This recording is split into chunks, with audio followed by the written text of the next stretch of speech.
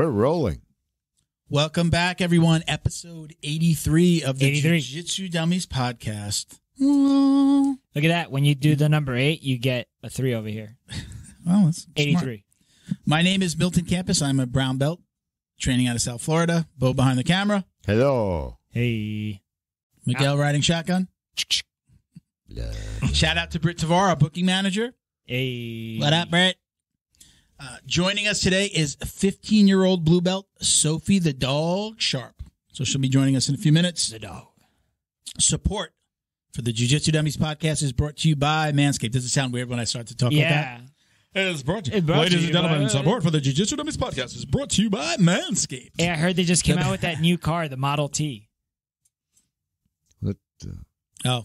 Yeah. Okay, gotcha. America's first car. We'll do that again. Support for the Jiu Jitsu Dummies Podcast is brought to you by MANSCAPED, the best in men's below-the-waist grooming. MANSCAPED offers precision-engineered tools for the family jewels. Best line ever. MANSCAPED recently launched the Ultimate Men's Hygiene Bundle. It's called the Performance Package. We're actually going to be talking about a newer package. We'll talk about it later in the episode. Another package. Join over 4 million men worldwide who trust MANSCAPED with this exclusive offer. 20% off and free worldwide shipping with code JJD20. But stay tuned. I was ready this time, dude. In the middle of the episode, we're going to talk a little bit more about this kind of new bundle that they have. And we've actually got some new package technology. Yeah. We've got some more stuff coming out. I got the reply. I showed you. Got the receipt to the new stuff that they're sending us. So very cool. Mysterious Milton. We are also sponsored by... Who's next? We have a lot of sponsors. We always do them in the same order. Is it? No, I don't know the order. Black Belt Digital Marketing. I should have just went like that. You're really good at putting me on the spot when I thought I was prepared. I know. I wouldn't do it if I knew you were going to be prepared. Hey, you know what? I might not like what happened here, but I do like Black Belt Digital Marketing. I know a guy there. He's pretty cool. You know, anything you need to build your business, web design, Google Ads, graphic design, we can help. Check us out at Black Belt Digital Marketing on Instagram. I know the website. Or the website. bbdigitalmarketing.com. There you go. Request a free online view of your online presence, your total presence. I didn't even know that was a thing. Today. Are you the only one that does that? No, or is that that's a thing? It's a software that we use, that we pay. Listen, man, I'm a guy on the outside. So for you people on the outside, that's amazing. Yeah, the way he explained we'll it to scrub, me. I'll look at your website. I'll send you back a video that talks about your website speed, your overall SEO score, your local SEO score. So you get to look behind the curtain of all your social media presences that you have. The software pulls everything in and tells you your directories are good or bad, how many reviews you got, and should you be getting more. So you're like Big Brother for analytics. Well, the software that's kind of scary. Yeah. Okay. Cool. They sell that. You know, I was watching. I've been watching. I like to throw movies on in the background while I'm working. Yeah. Was it called Eagle Eye? Oh, yeah. The movie Eagle Eye? Yeah. I forgot how great. Yeah. Shia LaBeouf. Shia LaBeouf. I love that guy. Hey, Shia LaBeouf, if you want to come on the podcast. I forgot how good that movie was. Yeah. I threw it if I'm working, I'll throw the TV on to just something in the background. Yeah. I like noise. And I usually like things that are a little something I've seen before, so that I'm not totally. It's familiar, yeah. But a little boring, I don't have to pay attention. I put that on. It wasn't boring. I was like, holy, I can't work. I got to turn it off. I have to turn it off. Oh wow, I'm like, this is too good. But I've been lunch and stuff like that. I'll put it on and I'll watch it. Great movie. I don't know if you know. Great movie and what insight into the world today. They nailed it. And also Shia LaBeouf. On it wasn't 106 in Park, but I forget the radio show. Great freestyle, right? With Sway in the morning. That was a while ago. Sway in the morning, great freestyle. It's when the world thought he was going crazy a little bit. But he's not. Dude, that dude's so legit. I think he's legit. Some weird things happen there. I don't care what happened. I like that guy. So I hope talk about it more if he starts doing jiu-jitsu. Bro, I think he might not do it, but he definitely grapples. I think that's how he hurt. Who was the dude that was playing the Venom? You remember his name? That actor that plays Venom? Before his shoot, they were grappling, and he hurt his shoulder really bad. Yeah, so the guy that played. Bane. Yeah, I'm Tom Hardy. On his name. Tom Hardy. There you go. Also legit dude. Let me tell you something. He does jiu-jitsu. Hold on. Yeah, of course. That's why I know. I was going to say. You know what I realized? I've been making a point to sleep more, and I noticed a difference with the recall. I know I knew I wasn't getting enough sleep. Yeah. and I've been forcing myself to go to bed earlier and get more sleep, and I'm seeing the difference. I would want to nap every day in the afternoon, and I'm noticing like, oh, I'm not tired. Well, it's 3:00. Why aren't I fading? Yeah.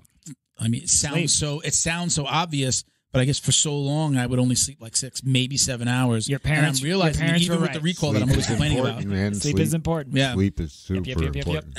Like I'm noticing it with like, what's changed where I feel like I'm not losing my recall again? I'm happy for you, Milton. It's the recovery that you talk about. Just recovery from life every day. And for real, and the CBD, I really do feel like I'm a different person when I'm taking the CBD. Excuse me. Yeah. I know, like you said something the other day, person, like a whole nother different person. No, but I feel better. Yeah. I feel. How about you feel like yourself? I feel a little. For me, there have been very specific things that have happened when I've taken CBD, and I talk about when I first took CBD. I talked about like acid reflux went away, and I was just like, this is. Nobody ever mentioned anything. As you're burping, I'm burping because of the coffee. Because I had a beer before and the coffee. Acid reflux. But I notice like I'm calmer. Got to get on the CBD. Got to be doing it consistently for a little bit. Yeah. It's not like day one you're just like, oh, everything's better. At least not for me. It takes a little bit of a while. It takes a couple of weeks, and then like I slowly feel myself. Can I give you a different perspective? Feeling differently. I don't think you feel like a different person. I think you're learning how to feel like how you're supposed to feel like yourself. Yeah, that's like going to the doctor and he says, "What's that joke about the pain?" Oh yeah, I got that from my ortho. Yeah, they use like we're all born with 2 good knees. That one? No. Okay. It's just like what he's like. What's the level of pain? Like doctors say, like what's the level of pain? 0 to 10. Yeah. And he's like the normal amount of pain, and the doctor says the normal amount of pain is no pain. Yeah, that's the normal amount. But not if your normal life requires around you doing hard stuff. Yeah. Like you think, that means you're broken. That just means not it breaks broken. you. I mean, there's strong dudes that live out in the woods, and that's all they do every day. They got ache and pains, but I mean, that's their normal life. Breaks you. Again, I definitely feel better. I'm not just pointing at the neutral zone. It works. I feel that it works. I love it. I love I'm using the roll-on. I'm using the tinctures and the roll-on every day. You're finding your neutral zone. So are they next? Yep. NeutralZoneCBD.com. Get 25% off with code JJD. There you go. Super close. Mysterious Milton?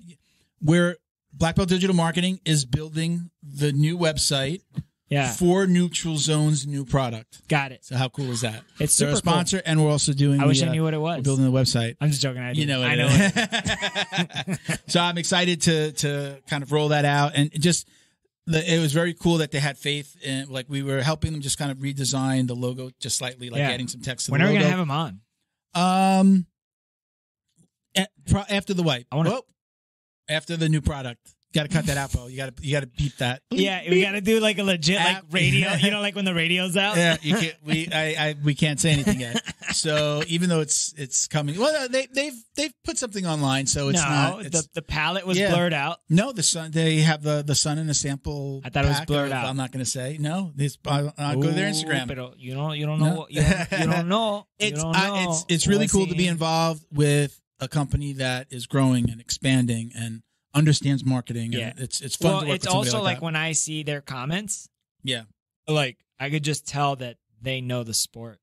Yeah. Yeah. Well, yeah. I mean, the father and their fans, and his son both train. I know, and their fans too. It's like they're like, because obviously when you're like on social media, like it'll show you their comments first because you follow them. Mm-hmm. So it's like when I see their comments on the same, we follow a lot of the same pages, and a lot of the comments are like high level comments. They're not just like somebody who knows. Yeah, not just like an emoji.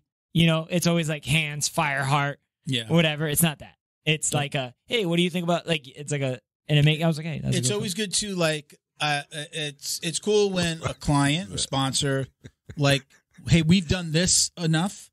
Like, okay, I've done marketing for 15 years now. The podcast for 3. We kind of know what works. Yeah. Like even when we talk about like flow and roll, and instead of just trying to get them t-shirt orders, like getting, talking about them, their products for, gis and no-gi kits. Like now that we understand that, like that's a great way to coach new sponsors, talking about, hey, how do we sell in bulk? Could you white label, not them specifically, but like can you white label? Can you can we get your products in front of gyms and academies so that you're selling 100 T-shirts, 100 gis, 100 a case of CBD, or something that's repetitive, versus getting one order at a time. So it's really cool when somebody's like listening to you and going, "Okay, listen, I'm gonna take your advice and and grow into that, either grow into it or you know develop. what, I will say that I would like more gyms, and I have the pleasure of visiting several gyms. I would like more gyms to have a steady like public supply of like an amenity, whether it be, like tape or like something to like clean yourself, or just something, or even just like a to-go BJJ bag. I don't think a lot of gyms realize like they're selling their own stuff. I get it. You want to make your money on your own stuff, but if you gave me a little bit more, it doesn't have to be a store in your gym, but a place where you have those like the basics. Like the things that I'll tell you, some nail clippers. Yeah. For $1, $2, how many times have I been like, damn, though, that nail broke? Like, I would just say, how many nail clippers? And grab a toenail clipper. You know how many nail clippers we break at home? Cleaning products. Also, if it's just convenient, like a nail clipper, we go through, or files, like we go through. Yeah. Here's the thing. Like, I mean, like I said, and you know this about me. I grew up in a house full of women. So it's like, I grew up with always having like nail clippers and like cuticle pushers, and files. Is like, it doesn't stop at nail clipping. Yeah, I do. You clip it, it's still jagged. Yeah, file. Even if you bite your nails, you need the file. Yeah, so that way it's like it's not. I got no. Yeah, you're always. I'm trying to look pretty. You're always right. Yeah, your toenails too for jiu-jitsu. For sure. Like as soon as did I show you? I feel like I might scratch myself. I'm like, oh yeah, look it's at time. This one I got. I mean, the people on camera won't see it, but from the competition, if it's still there, look how big that one was. Somebody scratch you up. Look at that. From a toenail. Yeah, look, it's from here to down here. Yeah, it's nasty. Cover that up, man. Yeah. All right, so listen, back to Neutral Zone. Shout out to Neutral Zone. Find your Neutral Zone. With you guys. Find your Neutral Zone with they've got tons of different CBD products. What's their Instagram handle? From the tinctures to the roll-ons to they have the massage lotion, oils. the oil. They do actually also have products for animals. Yep. And very specific products for women. They have face masks, lots of cool things. So check them out. It's neutralzonecbd.com. Code JJD for 25% off. And their Instagram is... You're not going to remember. My Neutral Zone. Yes. I know it. At My Neutral Zone. You can find them at My Neutral Zone. You can find them at www. Oh, my gosh. Hey. All right. So let's shout out. You're wearing the man's T-shirt today. Thank you. Yeah. Hernandez Claims. Hernandez Claims. Yeah. You were looking for storm. Are there any storms? Look, here's the thing, man. I was thinking about this on the way here because I'm wearing this shirt. So, like, I'm self-conscious about what I wear. Yeah. And I was just like, I hope nothing bad happens to anybody ever. Mm-hmm. Right? But also, is better to have and not need than need and not have. Okay. You don't have to do anything with this dude. You just have to have bad luck. When you have bad luck, and your house gets jacked up or your business gets jacked up and you happen to live in Texas or Florida, go to Hernandez Claims website, fill out the lead form. He'll reach back out to you, and you're going to have to go through the insurance thing anyways. It's going to have to happen. Why not have somebody work on your behalf? You know what experience is? It's something you get after you learn a lesson. It's something you get after you need it. That's what experience is. So if you got to go through the shit anyways, pardon my French. So anybody that's listening to us for the first time, Joy, he's a public adjuster. Yeah. He's somebody that works with your insurance company on your behalf to help settle a claim. He's going to try to get you the most that he possibly can from the insurance company for damage to your home, a down tree. Don't show up. Don't show up to a knife fight with a spoon. All right, that's what's happening. And now, again, we've talked about it a few times. He's also licensed. He's Florida and Texas now. There you go. So give him a call. His phone number's on the website. If you're watching us on YouTube, you're going to see the number on the screen. Yep. Let the professionals get you the most compensation possible from your insurance company. Check him out at Hernandez Claims on Instagram. Yep. Or visit their website. Hernandez Claims. I don't know. .com. I don't know. I don't even say the .com. That was it, so I nailed it. We can't forget our man. Yes, we can't forget our main man, Sean, over at Flow and Roll. Hands down, the best custom gi and no gi in the business. I know his Instagram. Don't believe us. Visit them on Instagram at flow_and_roll. and check out all their custom designs. They work with academies across the country. They're even doing wrestling singlets now. I actually go to him every once in a while for like t-shirt printing. Yeah. I sent Neutral Zone over his way. He's cool. Like he does other things. He does other printing, but obviously his focus is on the martial arts community and now wrestling too. We got our podcast. He's on their website. He's a sponsor of ADCC. He's a sponsor of ADCC. Check him out. Yeah, we're going to talk about that more later. We're doing our rash guard we're going through like a major edit of the rash guard. So because you know what? No, well, you know why. I know. I just love it. Yeah, we had to. There was an element. Let's talk. There was an element in the shirt that was it had bullets on it. And we didn't think about it until after the shooting in Texas, and we said, you know what, this would be in poor taste to put it out, especially with his. We didn't realize how in poor taste it would have been with such a big part of Flow and Rolls. Yeah.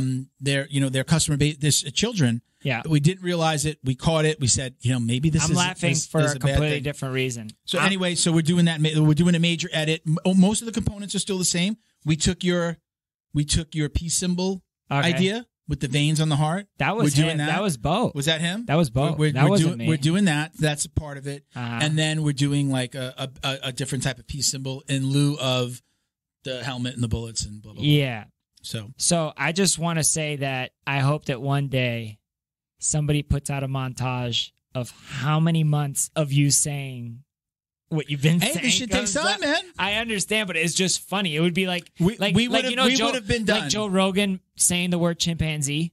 Like if you're just like, oh, I love, like literally, you could probably make a 10-hour video of Joe Rogan going, I love Buffalo Trace whiskey. Chimpanzees are crazy. You know how strong they are? People do that already. Jamie, pull up that chimpanzee that has no hair. They look just like us. And I love the guy, but like literally sometimes I know when to zone you're out. Talking about, you're talking for 3 hours, let's say 2 to 3 hours on his show, 2 to 3 hours. Bro, same things are going to come up. I recognize, like when I say my age, like how I'm like, or my weight, or that I'm a big guy and pulling. Like, okay, the guest. Remember, we're talking to the guest, and it's like the people watching and listening are flies on the wall, right? That's kind of what a podcast is, right? I get it. So it's like the person I'm talking to hasn't heard that before. Unlikely that they've heard it unless they listen a lot. So like, you got to kind of say it, but I do realize like, oh wow, I said that a million times. In the future, there could be a Jiu Jitsu Dummies bingo game in the center square. Is gonna be this damn rash guard. Okay, we got so much more planned. There's so many other things we're gonna do. It would have been done, and we probably would have went into production. Yeah, if it wasn't for the shooting, and then we realized it. But we didn't make the rash guard. The rash guard wasn't designed for Flow and Roll. No, the rash guard was designed for us for the podcast, and it's mainly going to be for giveaways for guests, bags, right? Yeah, and then Sean loved it so much how it was coming. He's like, I'm gonna carry this at my booth.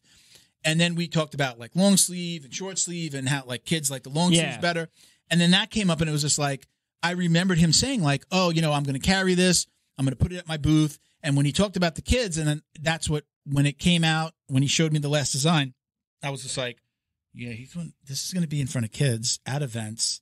Yeah, this is in poor taste. Right. This is in poor taste even before this last shooting.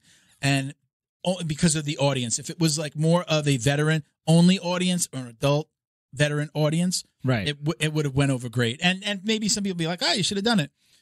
I think it's in poor taste, especially with what just recently happened. And we agreed, and we said, let's take it off. So on a more serious note, this should give everybody insight of how long something takes to do it, especially just to do it the way you want to do it, and that things change while you wanted to do it, and you have different obstacles when you're trying to do something. Your leg locker with him went a lot more quickly, right? Was it? Yeah, it's because I have great ideas. That's that was great. That was just a napkin. I have the rash guard. I got my rash guard, but I haven't trained on a no-gi day yet since going in. I've only trained like twice in the last 3 months. I haven't been able to wear it yet, so I'm excited to wear it. I wore it to a Memorial Day open mat, and my first roll, because we were at a different gym, they picked out who like their higher belts were like, you come here, because there were so many people there that it was limited mat space. And they saw you with the leg lock. Hey, get the leg locker over they here. gave me this 18-year-old purple belt that's competitive, and I mean like way lighter than I am. And I'm old. It's in the morning. It was after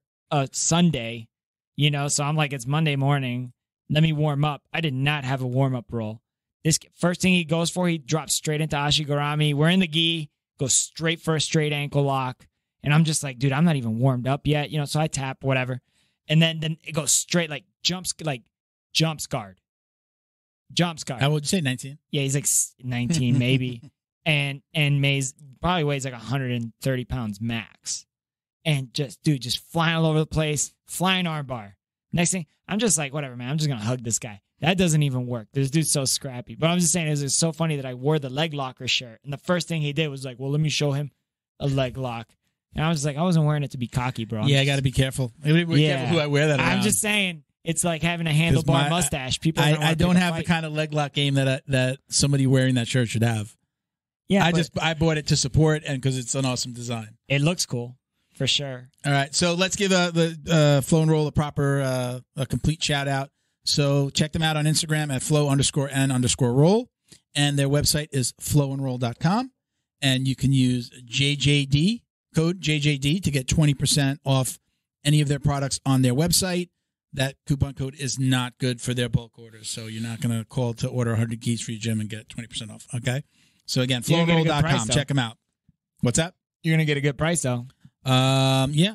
So, last thing we want to mention is remember that I haven't posted about it. We've only talked about it on the show. I am working on a post though. If you buy any products from any of our sponsors, send us a receipt. Make sure you redact any credit card information. We don't want that. We just want to know that you've purchased. I do want to see, like, you use the coupon code. Send us a copy. You can send it to info@jiu-jitsudummies.com or just DM it to me through Instagram. Even Facebook is fine.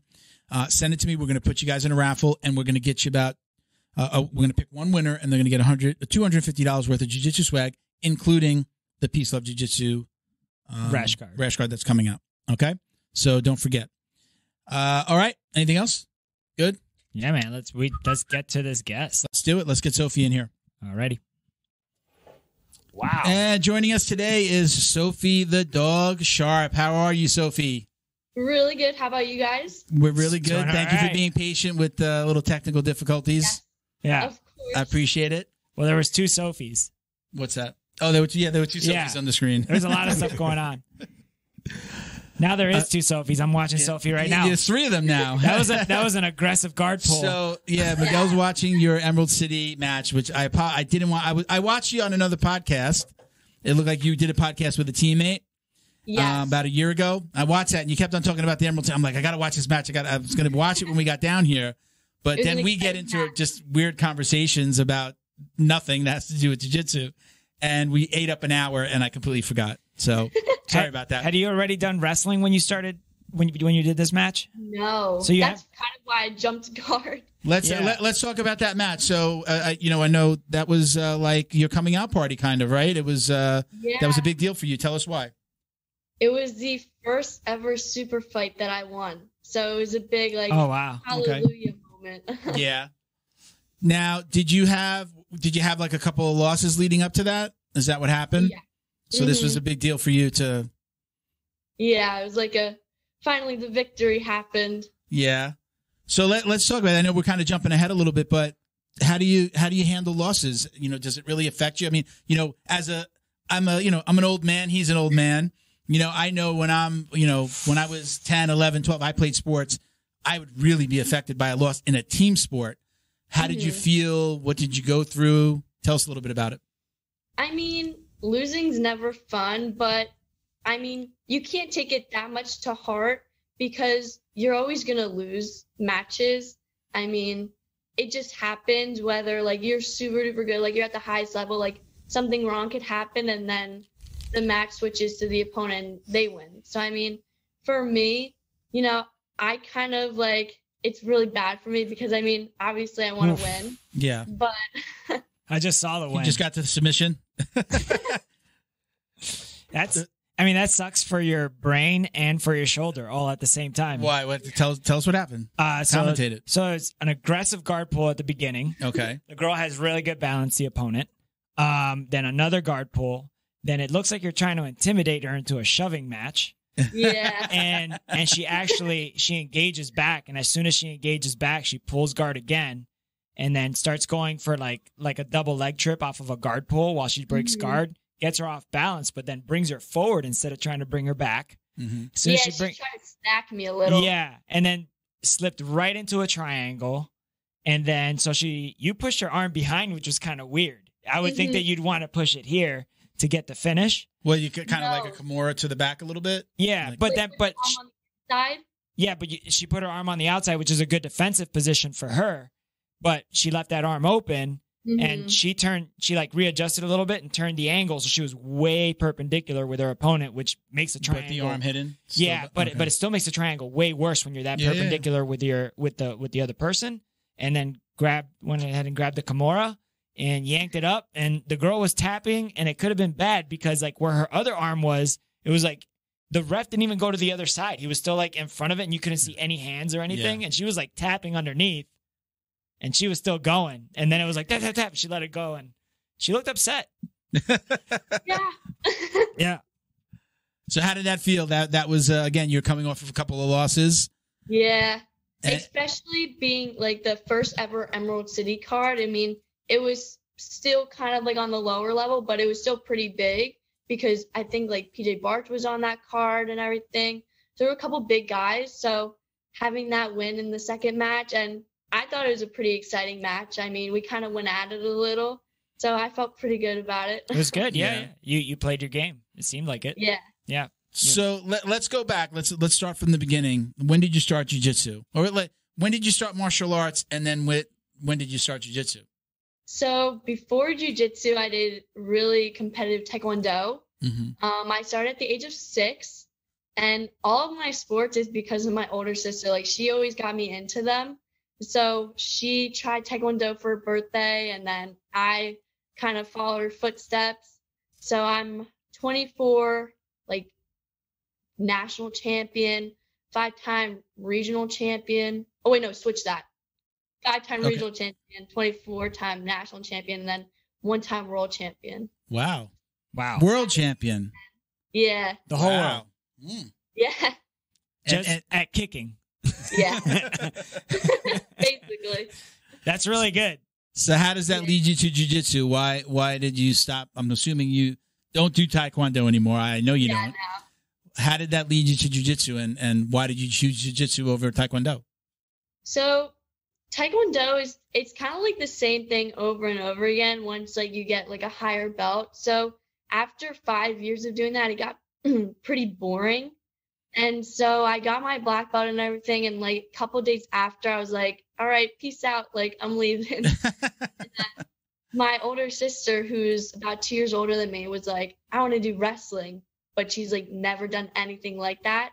And so my mom found a sport called jiu-jitsu, found a super local, it was actually Nick Salas's place. Really? I did with his dad. He was my first ever coach, but he shut that down to pursue his dreams. And yeah, that's who was that? Nick who? Nick Salas. Oh, we just had Nick on. Yeah. Yeah, exactly. Oh, so Nick Salas. Hello. That's why I did what I did over there. Oh, I was like, I heard Nick. I'm like, who'd you say? Somebody sounded like somebody famous. He likes salads. So, Nick had a gym before he had his current gym? Was this at Marcel's or? It was called, first it was called Gladiators, and they switched it to Pure Wave.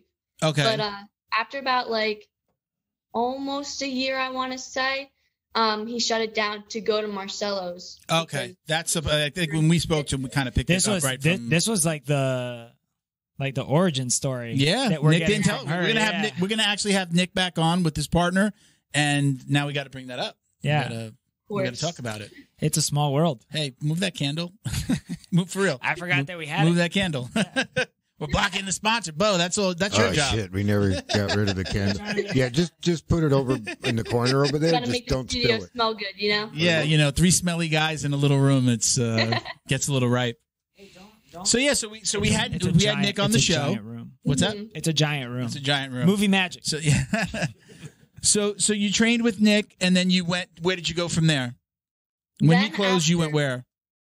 Yeah, so after Nick, I went to a place called Garden State, and it was all right. It wasn't really my style. So then that's where Kurt Pellegrino's place came in.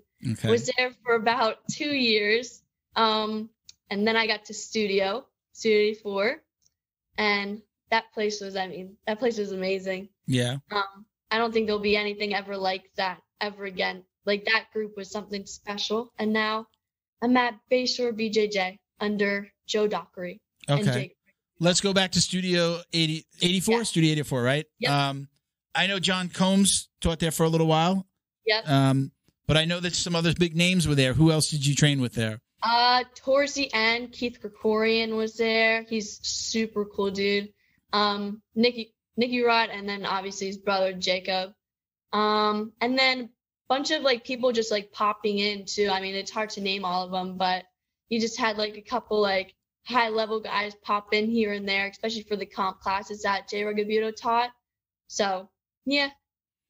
You That's sweet. Sounds like you missed those days. Oh, Could you imagine being 15 and having good old days already? Yeah, right. I mean, how long ago? How many years ago was that? I mean, it's like.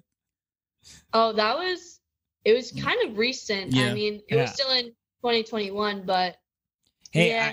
I will say this. You got time on your side. I think you got a couple more good old days that haven't happened yet. I All agree. right? Yeah. So Taekwondo, you find jiu-jitsu. Mhm. You've been to more gyms than I have. I'm like doing this I'm a 9 gym years now. hopper. Yeah. Yeah. You've seen more action than I have. So what belt are you currently? I'm a blue belt. Oh, you are, okay. And Yeah, I you got are it. you're how old are you? I'm 15. Okay. How long have you had that blue belt? Oh my gosh, I think it was since February, March. Okay. I know, like, like up here, like, I mean, and look, this is blue belt's a blue belt. I'm a blue belt. But I mean, like, yeah, Miguel's also Miguel's a blue belt. Miguel's also Yeah. only 14. No, I know, like some Mentally, places yeah. where like you can't get your blue belt before 16. Like you'll wear a green Yeah. for however long. We were but- just talking about this. yeah. Well, not with her. Right? No, what I'm saying, I was like, this is awesome. Like, we were just talking about this. So it was that. Was it like you're so good that they had to give you the blue belt, or what was there that rule in place in any of the gym? No, I'm serious, right? Like a lot of gyms will say I don't not think- till 16. You're wearing the green to 16. I mean, when I was at Studio, I was supposed to get my blue belt there actually before the owner shut it down out of nowhere. So once I got to Bayshore, they did like a whole surprise, and I'm still under Jay because he came and, tied the belt around me with the owner of Bayshore. So I got it as like a surprise, but technically I was already supposed to have it. Oh, And it's also because I don't do any IBJJFs. I did it once, but because I'm a lot more of a no-gi person, I kind of stay away from IBJJFs. So I think I heard you talk about not really loving the fighting with points, right? yeah. Why don't you like that? I dig that. They're just so annoying in my opinion. Like you could do like one thing and they'll like give the other person a point. And I mean, I always know the rule sets to any competition I go to. I always like to come prepared. But like some refs aren't the best refs, and they'll just be like 1 point to the other opponent, and I'll be like, what? I'll say it. So, I'll say it. Go ahead. When you go against an opponent in IBJJF competition, is you against the other person And the ref. and the ref. and the rep, I Yeah. 100% agree with And that. that's for both sides.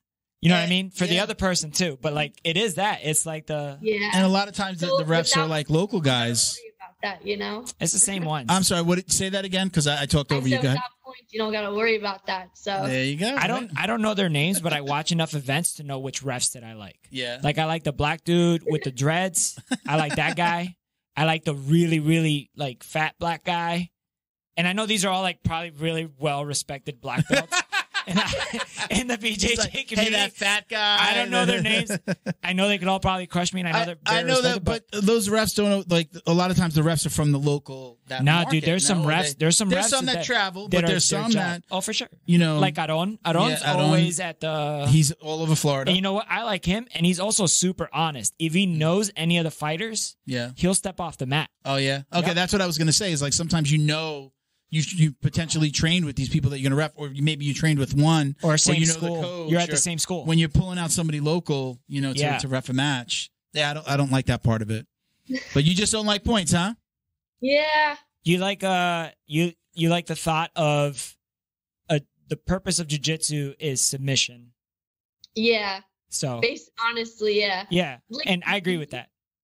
The gi, I kind of like points more because you can get sweeps better, but like because I wrestle a lot more now, like I don't know, points just don't make sense for when it comes to no-gi for me. How do you like folk style wrestling then?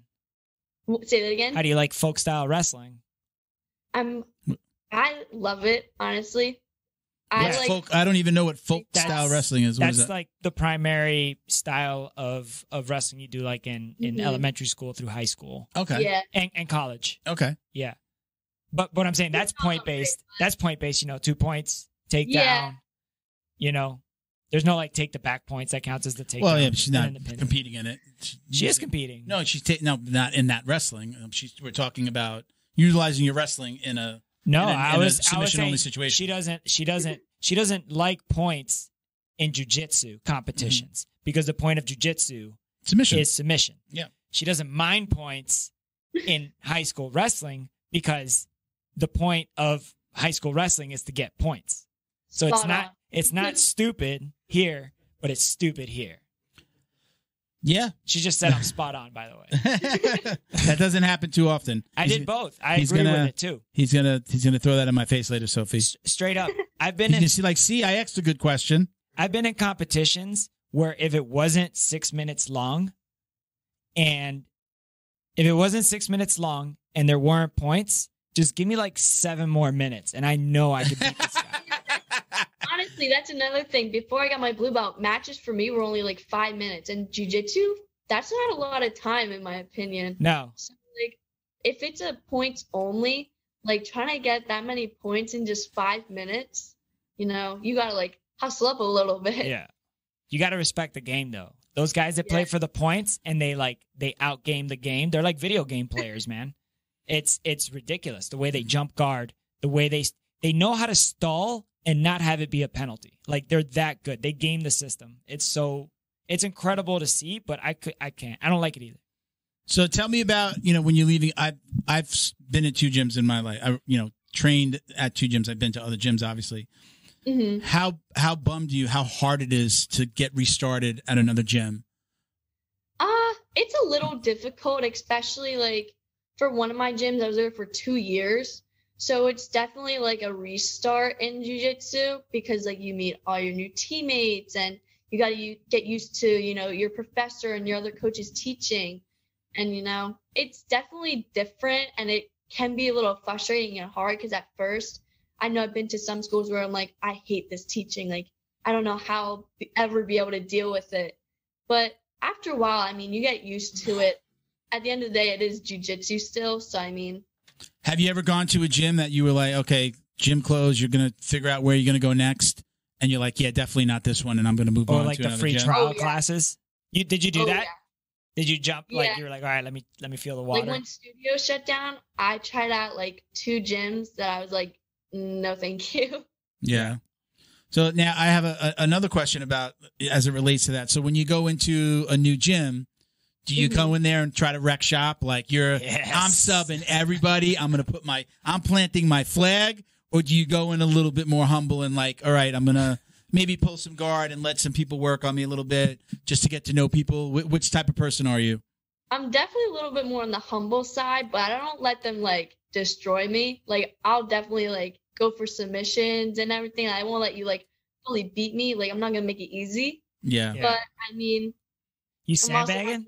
So you're saying you're going to the new gym sandbagging? A little bit. Yeah. Just a little bit. All right. You got to be conscious of the Yeah, the delay. There's a little delay on the mic, so we'll try not to interrupt you.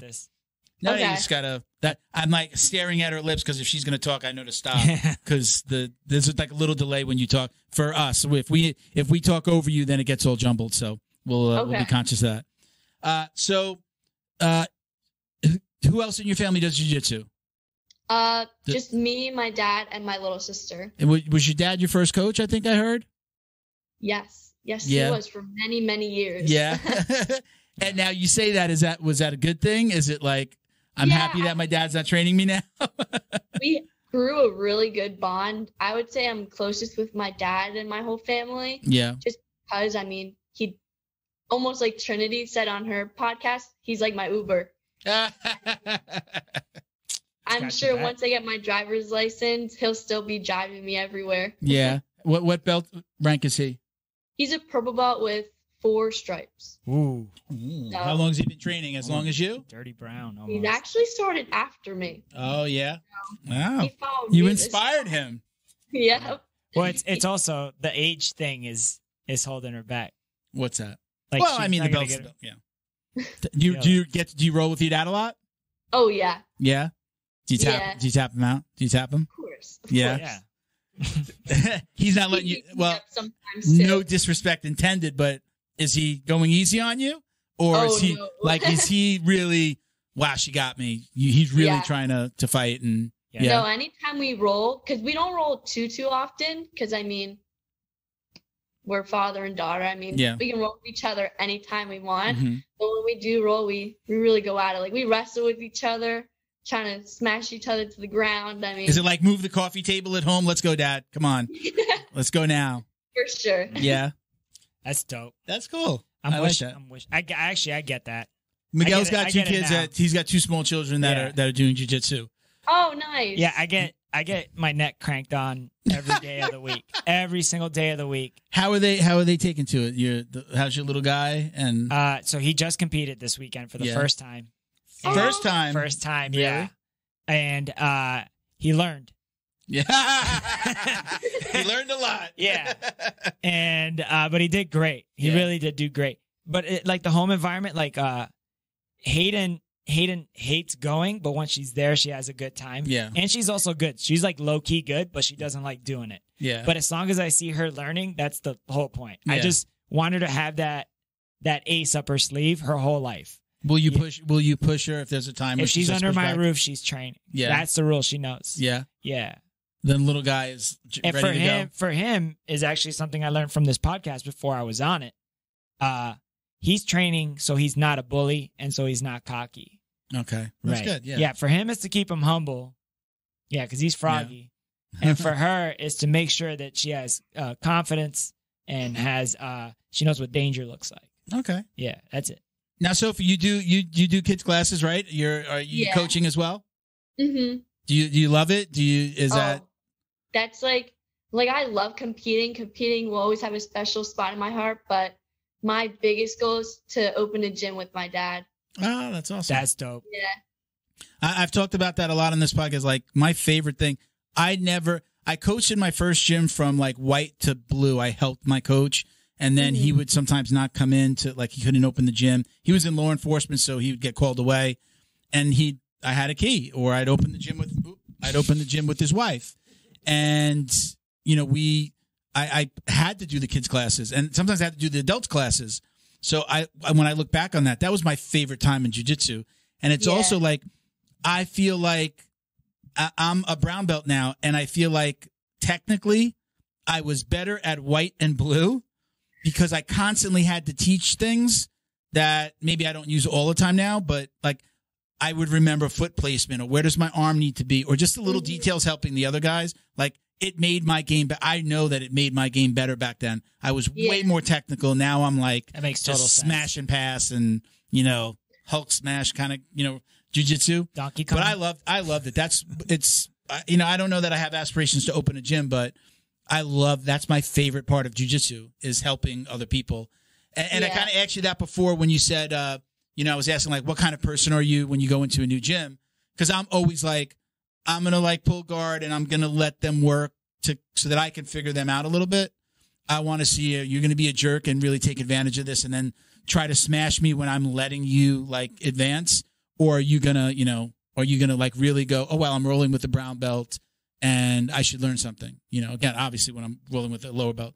So I like to be, a little bit, I don't call myself humble, but I do like when I'm doing jiu-jitsu, I like to let them advance. I always say I let them control the volume, So that's me. But again, except when I'm rolling with Miguel, which we haven't rolled together in a really long time. I'm ready, bro. Yeah. Yeah. I'm scared of him. He's in a place now they're focusing on leg locks over there. My confidence is real low right now. Yeah. It's low? Yeah. Yeah, but well, we'll see. You can come to the garage, Joe. Do you have mats in the house? Oh, yeah. Yeah? Yeah. Gotta have mats in the house these days, right? Do you got the tan dude that doesn't have a lower body? No. I was close to getting one of those when it was quarantine. Yeah. What's that thing called, man? It's got to have a name. It's got to be the most popular. Well, that's the one that you punch, though. It's like Google it. You got a phone right there. You know got what, the world man? at your fingertips. I know. Google that is literally what I say to people. It's like, oh, if only we had a $1,000 computer in our pockets. Yeah. That's punch Speaking of punching bags, would you ever do MMA? Is that ever something that you would do? No, not your thing? Holler. Why? I get this question so often for some reason. I mean, when you're this young and you're this good, there's this aggressive. Like, hey, could she advance into other parts of martial arts? And MMA is usually the track that most people go on. I mean, even when I did Taekwondo and we had like for competition, like sparring, I mean, I'm all padded up. I got the foot gear, hand gear, head gear, and I was still like, oh, I hate this. Yeah. That was the one part I absolutely hated. Getting hit in the face is definitely something that you have to get used to. Go ahead. I like my face, Holler. and your brain cells. Century Bob. Century Bob? Yeah, okay. The name of it is Century Bob. You know what he's talking about, right? The torso guy. It's like black and then like sandy. Rubbery. He's like, it was like Stretch Armstrong. I hate those fill them with water sandbags. They move too much. Yeah. They're not great. Well, not all of us are as freaky strong as you are. I didn't say it because of that. Yeah. When I punch that thing, it hurts me. So you live up in Jersey, right? Mm-hmm. Sorry, we call it Dirty Jersey. I'm from New York. We call it Dirty Jersey. So why can't I pump my own gas? Some of my best friends are from Jersey, so I just want to pump my own gas. That's all. Yeah. Do they? You still have to pump your own gas in Jersey? No, you don't. They don't allow you to pump your gas. It's weird. Yeah, they do it for us. It's so weird, bro. Yeah, no, I don't like it at all. That used to be a thing on Long Island too. It feels like it's not supposed to happen. Pulling up, handing them the money. It just feels like I'm like a class above somebody, like in a weird way. Like it feels like I'm dehumanizing somebody by having them pump my gas. I used to pump gas. I didn't like it. The first time I experienced that, I was like, I thought we abolished this. When you're talking about like winter time, winter, snow on the ground. I don't care. I don't want to get out of the car. Pump my gas. It's my responsibility, man. It's a job. It's a good. That's a weird way to boost the economy. So, Sophie, are you homeschooled? Are you going to school? Like a regular kid?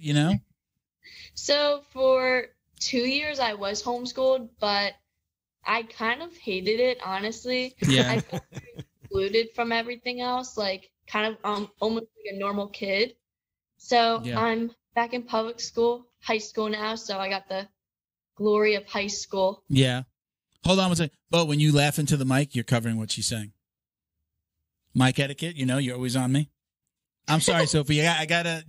We're beating each other up on. No. But on this, it doesn't always happen. But if we talk on the mic, it covers what you're saying. So I'm just reminding. I'm sorry. So okay. So I didn't hear the end of that. I'm sorry. Oh, so I'm in public school, and I mean, yeah. It's everything that everyone always talks about when it comes to high school, I mean. Yeah. So, I mean, the next question is, okay, so now you're in high school. Mm-hmm. How do people react when they find out you do jiu-jitsu? And, I mean, do you talk about it a lot? Like, I never leave the house without a jiu-jitsu shirt on. It's just a thing. I make some T-shirts. We got our sponsor tees. My wife says it looks like jiu-jitsu threw up on me. Are you like that? Would you be wearing a jiu-jitsu T-shirt to school and then everybody knows? Or do you try to hide it or you just don't care? Honestly, when it comes to like t-shirts, I probably wear an LXB shirt almost every other day. Okay. I wear like a new one like every other day, just because I mean they're super comfy to begin with. But it's school. I mean, I'm not here to dress up or anything. I'm not gonna lie. I don't know what an Alex B shirt is. With her school. Your school. Oh, that's what it is. Oh, I didn't know that. I'm sorry. Yeah, this is my main sponsor. And what is it called? What does it say? LXB. Alex B. Okay. Shout out to them, Clay. I see. Okay, I recognize. Well, I couldn't see both sides of it because you're here. Yeah. But I think Nikki Rod and those guys were always in. Yeah. Right? Don't they have it? A lot of the guys from the B team. I see a lot of the guys from there, and then also a lot of the. Forgetting the gym. Who's the guy who just won MMA that we interviewed not too long ago? That was from like the Pacific Northwest, and then moved down to Arizona, Texas. He just Bellator. Don't remember. All right. Anyway, Cody Steele. Oh, okay. Okay, yeah. Oh, I don't know how I forgot about that. ADCC. Yeah. He's going to be in ADCCs, right? Because he won.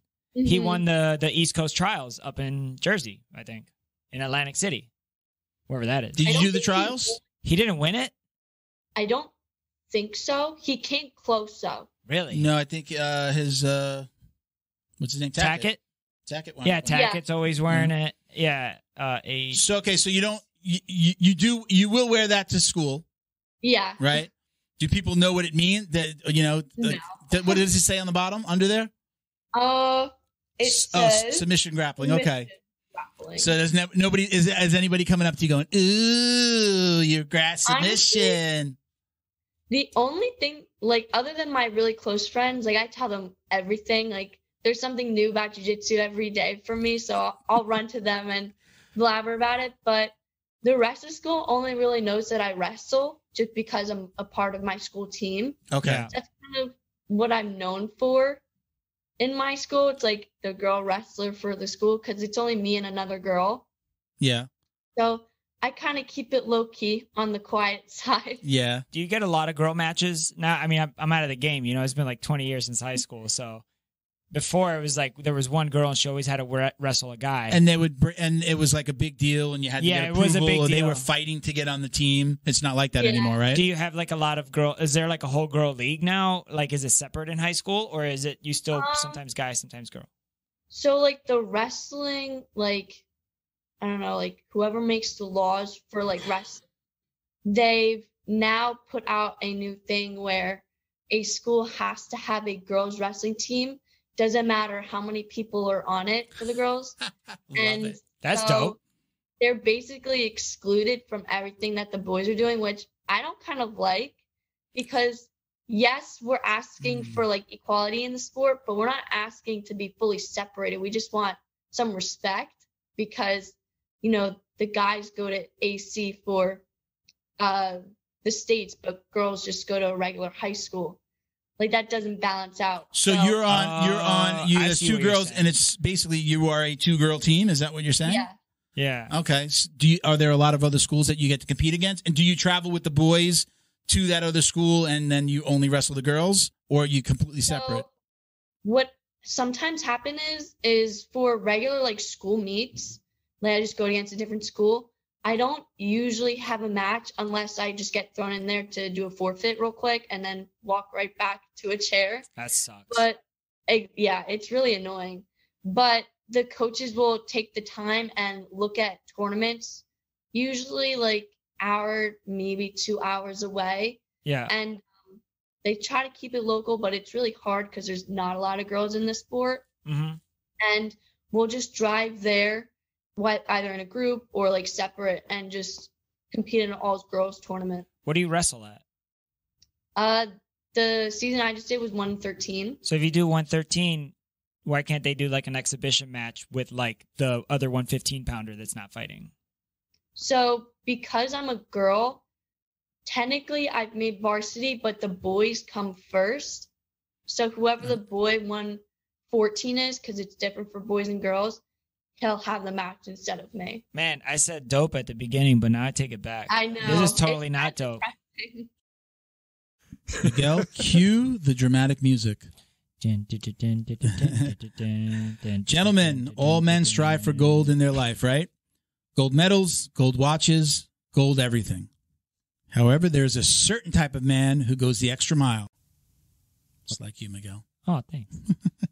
He walks with the confidence of an eagle and giggles in the face of danger. We didn't rehearse this, by the way. He's a big, hairless, winning machine. That's me. And when he unzips his pants, he sees platinum. That's better than gold. That's right. Manscaped would like to introduce you to their best and biggest ultimate hygiene bundle yet, the Platinum Package 4.0. And now that is... What is that? That's the package that I just showed you, all the stuff that they're sending out. So we're actually getting this. It's probably very good cool. if you're a Yeti. Well, we already got the trimmers. We've already got the weed whacker. So let me go down the line. We got it. We've got the lawnmower 4.0. We don't have the trimmer on the table because both was took trimming. it to actually He was trimming. We've got the weed whacker, which is the ear and nose hair trimmer. This is what's in the package, but we're actually getting these pieces that we didn't get. Ultimate Premium Body Wash. What? Ultra Premium Body Wash. Ultra Premium 2-in-1 shampoo and conditioner. Is it all in one bottle? So I do, even though I'm bald, people always ask me, like, do you shampoo your hair? Yes. Every day. Yeah. Shampoo. I usually get something with shampoo and conditioner in it, so this is perfect the for mixture. me. Ultra Premium Deodorant. Deodorant, as my friend Tony would say. Say it again. Deodorant. Who's Tony? He's my best friend. Oh, is that the way he says it? That's the way he's always said it. So we got the Crop Preserver Anti-Chafing Ball Deodorant, which we already got. Got that. The Crop Reviver Ball Spray Toner. It's a mouthful, literally, right?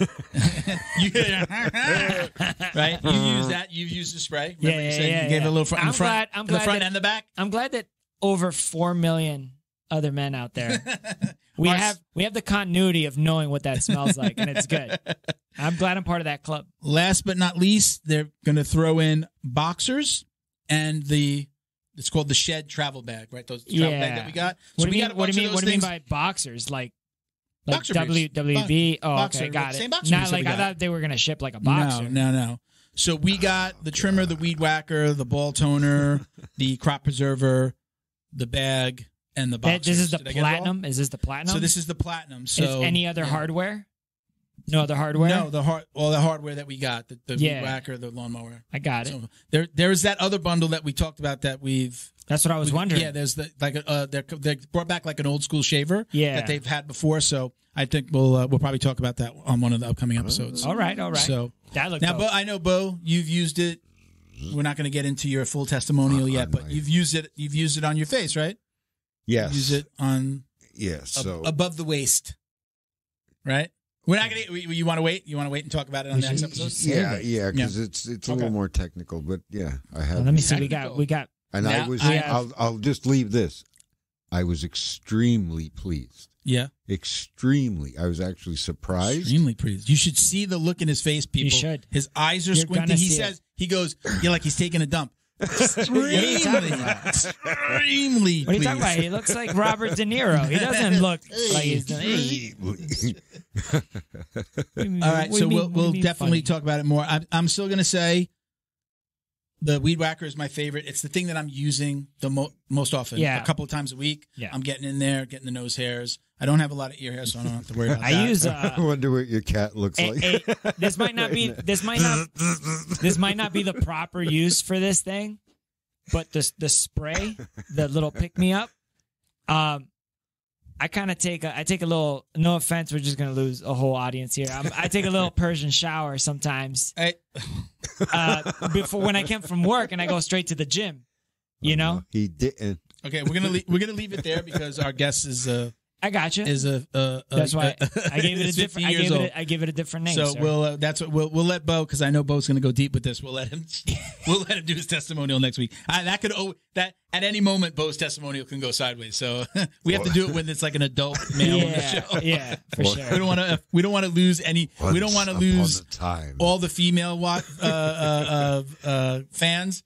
And all the Persians that don't they? That Miguel, you just insulted the Persian community. Persians, what did you call that? We're gonna have to cut that out. Really? No. What did you say? No. A Persian shower. Everybody knows a Persian shower. Oh yeah. boy, that's offensive. Is it? Yeah. Oh, okay. My bad. Now it's not offensive. This is gonna be so hard. It's gonna go even worse. I know that people used to say Puerto Rican shower. Yes. I was talking to my I've daughter taken the other many. day. You're We were Puerto talking Rican, about, though. Yes. I've Yeah. taken We were many talking of about those. like racist things and preconceived notions about different races. We were talking about it. She's going away to school. We're talking about these things. She's going to, we're Yeah. already in a diverse community in South Florida. So I was telling her about that. I'm like, yeah, it was fun. I used to hear people say Puerto Rican shower. Hey, would you take a Puerto Rican shower? And I used to take such offense to it. Yeah. And now I'll be at home. I didn't know you could offend a civilization that doesn't exist anymore. I'll be at home and I'll say, well, I'll address that in a second. And I'll say, my wife will be like, "Did you shower?" I'm like, "No, I just did a Puerto Rican shower, which is just deodorant." I feel that. Wipe up and let's go because we got I to go. was in the Army for 8 years. taken But I used to many, take such too. offense to it. Now it's just like it's self-deprecating, and I just think it's funny. funny. I don't know that everybody's going to find that funny. I've But by taken the way, many of those. Persians are Iranians. That's Persian. If you speak to an bro, Iranian, they die.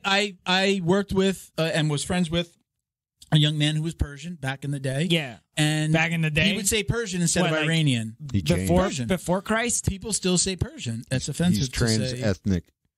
I don't know. We Whatever, might have, man. We might I have to don't- cut this whole I thing don't- out. I don't mean any offense to nothing. anybody. I hope we don't lose Manscaped. I hope the owner of Manscaped isn't Persian because you might have just ruined that whole thing. Hey, buddy. Sorry, buddy. Dude, All right.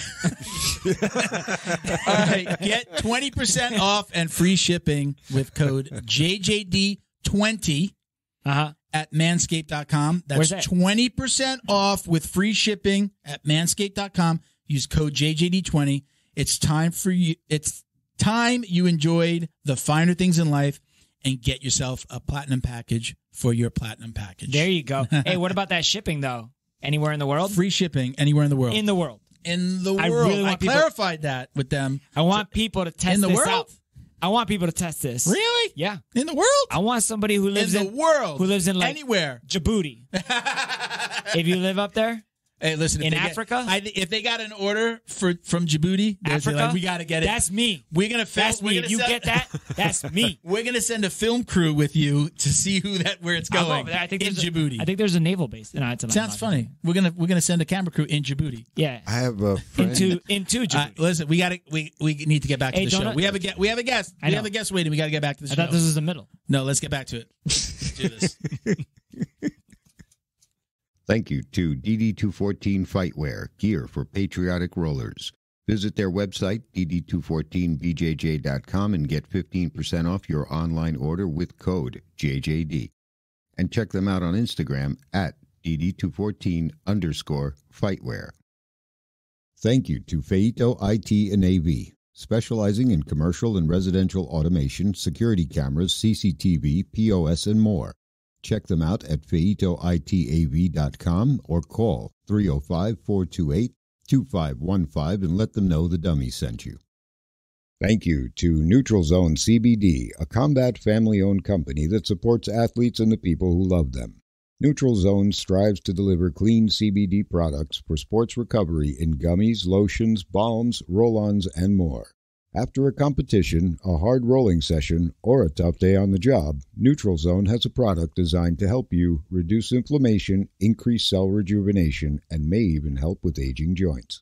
Visit NeutralZoneCBD.com and get 25% off your order with code JJD. And follow them on Instagram too, at MyNeutralZone. Jiu-Jitsu's favorite monthly subscription box has now joined the Jiu Jitsu Dummies Podcast. The BJJ box is delivered to your door filled with premium jiu-jitsu and grappling apparel, equipment, supplements, supplies, snacks, and more. The crew at the BJJ box find the best in the world of jiu-jitsu and guarantee every box to be worth more than the cost. Each box includes 4 to 7 items you're going to love. Visit thebjjbox.com and use code JJD10 to get $10 off your very first box. And give them a follow on Instagram at TheBJJBox. All of us here at the Jiu Jitsu Dummies would like to thank the entire crew over at Flow and Roll for their tremendous support. They're renowned for their incredible t-shirt designs, and they've got something for everyone. Flow and Roll quickly rose up to become the premier custom apparel provider for academies, big or small, throughout the United States. Shoot them an email about your custom order, flowandroll@gmail.com, and they'll be more than happy to get you hooked up. Check them out on Instagram at flow_n_roll for samples of their gi and no-gi kits. They conveniently offer flexible payment options, too.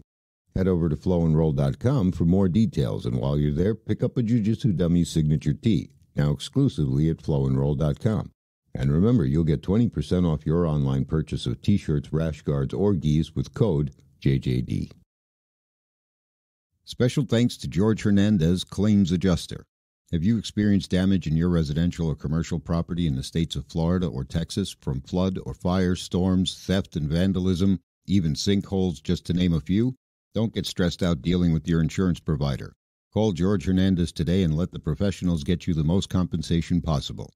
Visit HernandezClaims.com or call 305-712-6751 to get help now. And stay in touch with them on Instagram at Hernandez Claims. You've wrestled boys? Forget about jiu-jitsu for a second. You've wrestled boys in this in school? Yeah. Against other schools?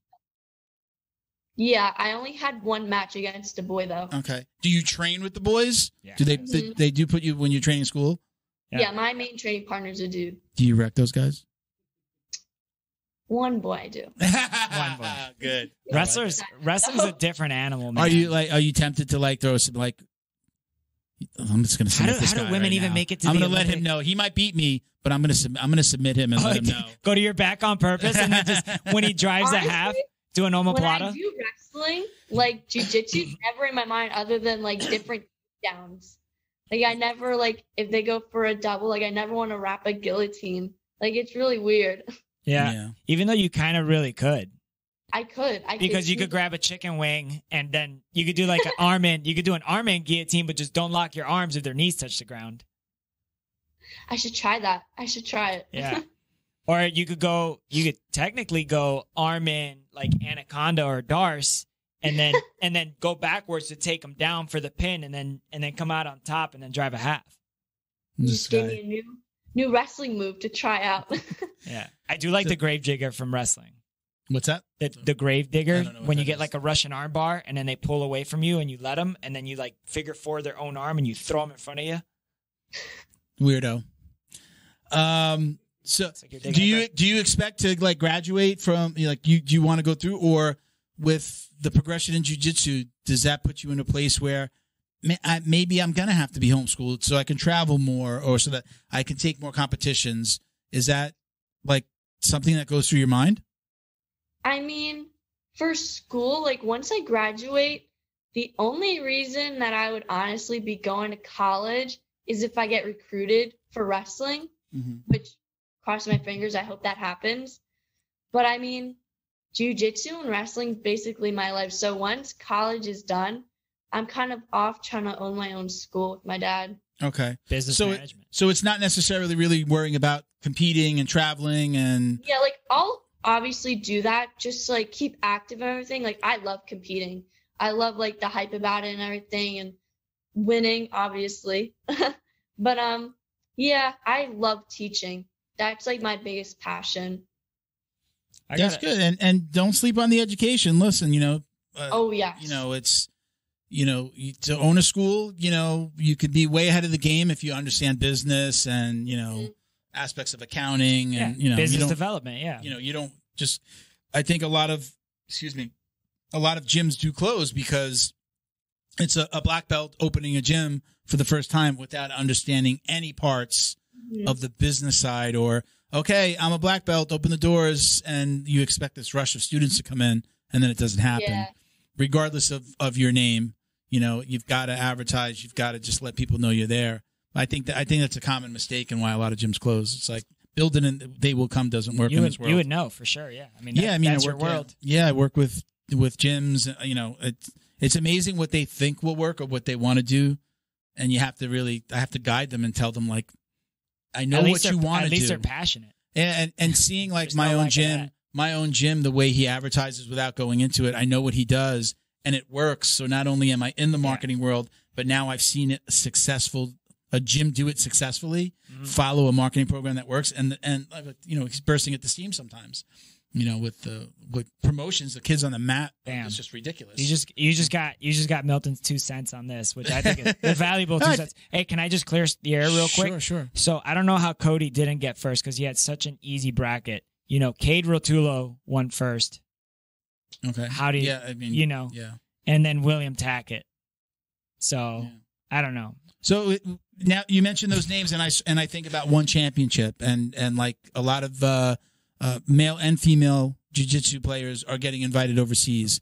Would you ever do something like that? Would you ever travel internationally to start to make the big bucks? If I have the money. Or well, you get paid to do that. They'll pay you to come. They'll pay you and pay they'll fly you out and you can win a $50K bonus like Danielle Kelly did. Yeah. Right? Yeah, that was amazing. I've been asked to fly to like not outside of the country, but pretty far, and I just haven't been able to because I'm not rich. I don't come from a rich family. It's like you're at your expense. They want you to come out at your expense. Yeah. Well, we're saying in a favorable environment. Like if somebody won championship. Yeah, then I would 100% travel. That's cool. Now you mentioned Trinity before, right? You guys are friends. Yes. Do you train together now? Are you? So because she's pretty far from us, she's almost 2 hours away from her school.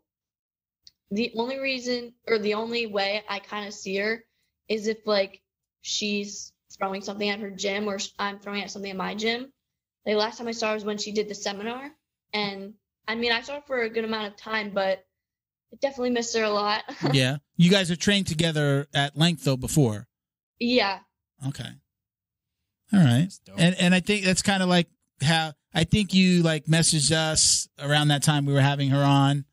Okay. Were you surprised that I extended you the invitation? Did you? Yeah. You were like, hey, I'd love to be on one day. I'm like, well, let's do it, and and thank you. Yeah, you're welcome. You're welcome. Well, it's that easy. And, when you look at, you start to look, look at your record and it's an interesting story. Yeah. Look, wow, you've got a lot going on and it's, we do have a lot of, younger players that listen to the show. I know because I get the messages. I'm the one that's usually answering the messages. So, it's, watch, I'm going to get like a ton of kids now. We want to be on the show. This is what the people want. I respect it. It's we're always looking for, a new story. We're looking for something interesting. And well, you've said it a million times. The point of this show is we're the jiu-jitsu dummies. Like it's easy. It's easy to be the show that always has the number one champion, the number one. Never one. We don't really even go after. We're not like chasing Gordon Ryan around. Yeah, no. It's like we're looking those for things good will stories. happen. Yeah, we want a good story, interesting story, and it's nice to talk to somebody like maybe not everybody knows, and then like exposing them to a different audience. And you guys are the future of jiu-jitsu as well. Yeah. Who you got again Rotullo and Mika Galvao at the finals of Worlds on their kids. Okay, I know. Yeah, they're 18 and 19-year-old black belts. It was both of their first black belt debut, right? Out of all of those black belts in that very competitive weight class, and you got an 18, 19-year-old, 2 debut guys final. So it's like the future is that's 3 years for you. Yeah. World class. So, numero uno. Tell me about your life outside of jiu-jitsu. No pressure. Do you have hobbies? What do you do? So I'm really big into like hair cosmetology. So Me too. I'm big into hair. So, my plan for high school is to do the last 2 years of my high school is cosmetology, and then I love painting. Really? Anytime I can get a canvas in front of me, I'm always painting. Okay. So, nice. I'm a big outdoorsy person. I didn't really grow up with a lot of electronics, so I'm always outside, either like playing with my little sister, playing with my dog. So. What would you do if you weren't doing jiu-jitsu, or, well, what are you going to go to college for? Let's say that. So cosmetology in high school, but what do you see? Like what courses would you take, or what do you think you'd major in college? If you get the scholarship. If you get the wrestling scholarship. Yeah. Probably business. Yeah. Everyone always says like, take a business course. It's very, it could really like help you in the future. So I've kind of always listened to that advice, and I'll probably do business. You're welcome. Coachable. I'm glad I was able to give you that advice. I Coachable. appreciate it. Funny enough, my daughter's going to college this coming August. Congratulations. And thank you. And she's going in undecided. She doesn't know what she wants to do. And I told her, you're never going to go wrong with taking some type of business course, because no matter what you want to do, if there's a time in your life that you want to do that, like open your own business and do that thing, you're now going to have that in your back pocket. And it travels well across different disciplines. It looks good. I think even if you just show up with a resume for like whatever it is that you're doing and it has some sort of business thing on there, it's just one of those things that just looks good. Yeah. And that's 9/10 of the job right there, is getting your foot in the door. In my personal opinion. So I think I chose, I had a few emailed to me as well, but I think I chose almost all the ones that were online. So I have some listener questions for you. I'm not sure if you'll know these people. There's one that I know that you're going to know. I'll ask that one last. Let me see if I get their full name. Remember, this doesn't have his name. David or Davotid. Devoted. Really? Devoted. How long has Sophie been training for, and what's her long-term goal? So kind of talked about that a little bit, but go ahead. Yeah. So I've been training for 5.5 years, so kind of on the shorter end. And my long-term goal, I basically said this, but to own a gym with my dad. Yeah. So, yeah. Hey, that's 33% of your life at this current time. So it's not really, that's a lot. It's a third of your life. And the first third, you were learning how to walk and eat and not choke on stuff. So, okay, so we have Donald Twyford. I can hear you. You can tell me if you know these names, if they're familiar to you. When you were younger, what did your folks do to keep you going to the gym? Now, let me add on. He says, my kid is 7.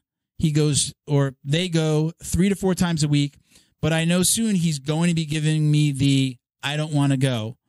Mm-hmm. What are some of the things that worked when you were younger that your parents did, what worked to get you to the gym? Honestly, if my dad would always ask me, all right, so if you want to go to jiu-jitsu, and my answer was always yes. I never had to have my parents force me to go. I just did it on my free will. I mean, it's a sport that I honestly love. I have joy doing it. Yeah. And, it's not like a stressful thing where it's like, all right, I got to get up, go to jiu-jitsu now. Like, no, nothing like that. But, I mean, with his kids, who this person is, don't force your kid to go to jiu-jitsu, because then you'll just make them hate it. I've seen a lot of parents do that too, especially teaching kids classes. You see a lot of that, and kids just being miserable. So don't force your kids to do it. If they like it, they like it. If they don't, switch into a new sport. So I'm going to ask Miguel, how does that play into what you just said before about while you're under my roof, you're going to learn jiu-jitsu, or you're going to learn how to defend yourself in any kind of way. As soon as she's old enough to learn to handle a weapon, which she's almost there, we're going to start. How old is she now? She's 9. She's 9. Yeah. At 12, 13, 14, if she's like, I don't want to do jiu-jitsu anymore. I just don't want to do this anymore. You can't afford 2 hours out of a whole entire week. That's the my only deal with her is she only has to train twice a week. Okay. And trust me, sometimes it's once a week and sometimes she doesn't go. I'm not like a huge dick about it. Yeah, I'm not like that. But I'm teaching her more of a discipline thing, because like discipline is freedom in a way. Yeah. So it's like, I completely agree with you. Like, if my daughter's like, I don't feel good, or if she's pretending to not feel good, and I know she, like, for real, but like if she's pretending to not feel good, then I understand that that's a really, like, I really, really don't want to go. Yeah. And I get that. And I know she's going to get older, and I know her interests are going to change. But the point that I'm trying to teach is that she needs to be able to protect herself. Mm-hmm. Okay? Because I'm not always going to be there. Yeah. Right? And I also don't always want to be there. You know what I'm saying? She's got to be able to be by herself. Yeah. And like that would make me more proud than anything else. And so far, I feel like that's how I feel. Okay. Yeah. But she goes twice a week. All right. So of our 4 questions, we asked one. I'm not going to go into one of them that we've kind of addressed a bit already. Mm-hmm. But our last question, I know you know this person, is the Teriyaki Terra BJJ. I like that name. Is that a girl or a guy? That's a guy. Is it an adult or is it a child? It's an adult. He's an adult. Okay. I like that. I like to get the visual, you know? Adult male. His question is a hot dog a sandwich? No. No. Hot dog is a sandwich. Hot dog is not a sandwich. No. Hot dog is a sandwich. No, it's not. Pull it up. That's not a sandwich. It's a taco. There's nothing. In the dictionary, it is considered a sandwich. All right. Where does that come from? Obviously, there's something more there. I like Sophie, teriyaki. Where does that come from? I actually have no clue. Oh. I actually, on your guys' page, I read that comment. Obviously, I know it's him. I'm like, where did he get this? He just wanted a free T-shirt. That's why. Yeah. He wants a T-shirt. That's a great question. That's a good question. He's And also a pretty silly dude. I'm on So, Team Teriyaki. What? Go ahead. Say again. I said I'm on Team Teriyaki. I don't know. I don't think a hot dog is not a hot dog. A hot dog is a hot dog. A hot dog is a it's sandwich. not a sandwich. You don't say. Hey, hold on. I got an example I've for you. never gone anywhere and Hey. said, "Oh, listen, I want a sandwich. Hey. Can you put a hot dog on Hey. that?" Yeah, on I that sandwich? agree. Senor. All right. Is a pit bull a dog? Yes. Is a chihuahua a dog? Yes. Yeah. Okay. Well, a ham sandwich is a sandwich, and a hot dog is a sandwich because that's what the dictionary says. No, but that's just Yeah, different. but a ham sandwich has the word sandwich in it. You A never hot- put.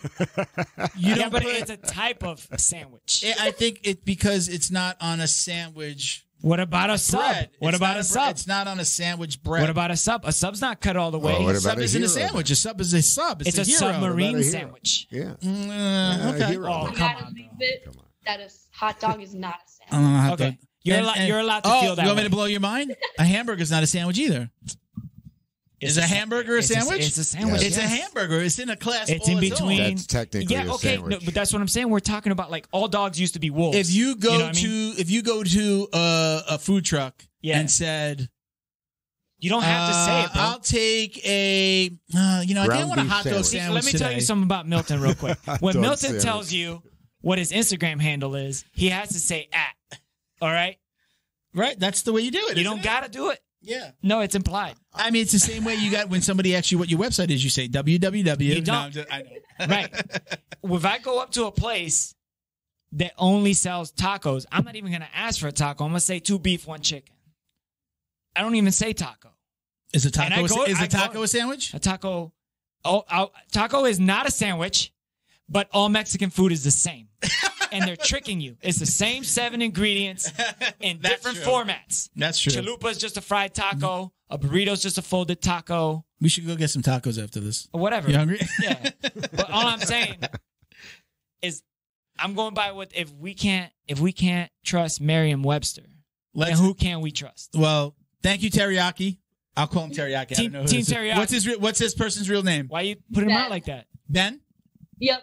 Thank you for the question, Ben. Big Ben. Always on Very time. enlightening. Always on time. All right, so we're gonna get into. I always say I'm not gonna call this I have speed one- round. can I don't I- know. can I I ask the haven't one named question? it anything else. We're gonna go into our speed round. Can I ask the one question I wanted to ask What? her? Yeah, go ahead. Hey, so you teach kids classes and you are a kid. What's some advice you would give parents, even if the kid wants to go to jiu-jitsu or doesn't want to go to jiu-jitsu, just general advice, because I know you all talk and you're in the game real deep. So, like, what advice do you have for parents of jiu-jitsu kids in general, whatever you want to say? So if they're out of class, do not coach on the sideline. That is one of my biggest pet peeves ever. So, how do you handle that? Because we were talking about that and how I know how like I had to handle it way back in the day when I had a parent like following his kid. It was a 4-year-old. It was like he wouldn't just let him on the mat. He would like come walk out on the mat. Now I'm like a white belt training, doing a kids class. I didn't know what to say to him. What do you say to a parent? Like, get off the mat? You know, how do you tell them to like shut up and be quiet, or you kind of can't? Death stare. So there's usually 2 Death different stare. ways I handle it. I'll either like go to my dad and tell him, or the owner, and then they'll handle it, just because it's a little weird having a 15-year-old talk to a parent and be like, yo, you can't be doing this anymore. Yeah. And they usually don't respect it. So I'll usually get the owner or my dad or another coach and make them talk, or I give them this look, almost like a, okay, now stop talking, please. Mhm. Like because it always happens when I'm teaching their kid in front of them, and they'll just like talk over me. So I'll look towards them and like stare at them a little. Yeah. They're like, okay now. Oh, she's gonna come You don't get a choke me. discount. You don't get a discount for you teaching. Yeah. You still got to pay the same amount. Let me do my job. How about let's extend that to competition? Have you ever been? Have you taken kids to competition where you've been the coach on the sidelines? So I've only done that like once, maybe. Did you like it? Was it fun? It was, honestly. I get really into it. Yeah, Me too. I did it for the first time this weekend. I did it a couple of times as, again, my coach, the owner's like assistant coach. We did do a couple of new breeds, and back then they would like leave us alone, like sit on the mat, at the edge of the mat, and let two coach. A lot of times they're like one coach, right? Well, they would let us, and we would just go. That was the most fun that I had. I would tell the kids, I'm like, we're gonna like just listen to us. We're gonna tell you exactly what to do, like a chess piece. We're gonna go here, put your foot. If you listen to us, if you could look at us even better, if without like looking away. That was like one of the. I look back. I saw a picture came up in my feed the other day of us on the podium with the kids. That was one of my most favorite times ever in any jiu-jitsu setting. It's dope. Yeah, man, it's dope. It was awesome. It's a good thing. So do you? So you did it the once? Do you have the parents yelling and screaming on the side? Oh, yeah. Instruction, You can't stop that. Yeah. I'm always screaming something stupid. Yeah. Yeah. I'm always like super stupid. I'm like, stand them up. This is boring. A hot dog is a sandwich. Hot dog is a sandwich. So it's a burger. All right. So we're going to get into our speed round. A horrible name for a segment, but because we're going to elaborate on these. So I know we talked about it, but we're going to go down our list. What's your preference? Gi or no gi? No gi. No way. Takedown or pull guard? Both. Okay. Oh, both. Not pull guard. Both of them. Tell me more. So I know, like you said, you've talked about, we saw your fight. Didn't you? More of a guard puller, though. She said until she learned wrestling. Until you learn wrestling. Okay. Yeah. Exactly. Yeah. I'll always guard pull if wrestling isn't working at that time. So, I mean, I always got both options. Dude, yeah. That is like such a next level answer at its most simplest form. What's your go-to takedown? What do you like? Single. Single leg? Yep. All right. Respect. Hell yeah. Run the pipe? Or high up? Or high up and trip? Yeah, I always bring it up to my armpit and then. Nice. Oh, man. All right. So do you watch jiu-jitsu? And I want to clarify this. Like, do you watch, like, are you glued to Flow Grappling on a Friday night when when you're at home and they're in like Texas or across the country? You're watching. Just a fan. I'm always watching. Are you watching all 3 hours of fights? Yep. Do you watch UFC fights too? Nah. UFC I used to a lot more, but I mean, that's a fighting thing. I'm not really into it. Yeah. I gotcha. Do you study tape when if you have a super fight? Are you studying tape on the other person? I kind of leave that up to my coaches. Okay. I kind of like, if you ever ask my dad, I'm like, don't even tell me their name. Don't tell me anything about them. I just kind of like to go in there like, all right, play your game. Match, Okay. I think once I get more like high level and go into like the big tournaments, then I'll start doing that more. But for like the more of like the lower level tournaments, I'm just kind of like, I just walk in there.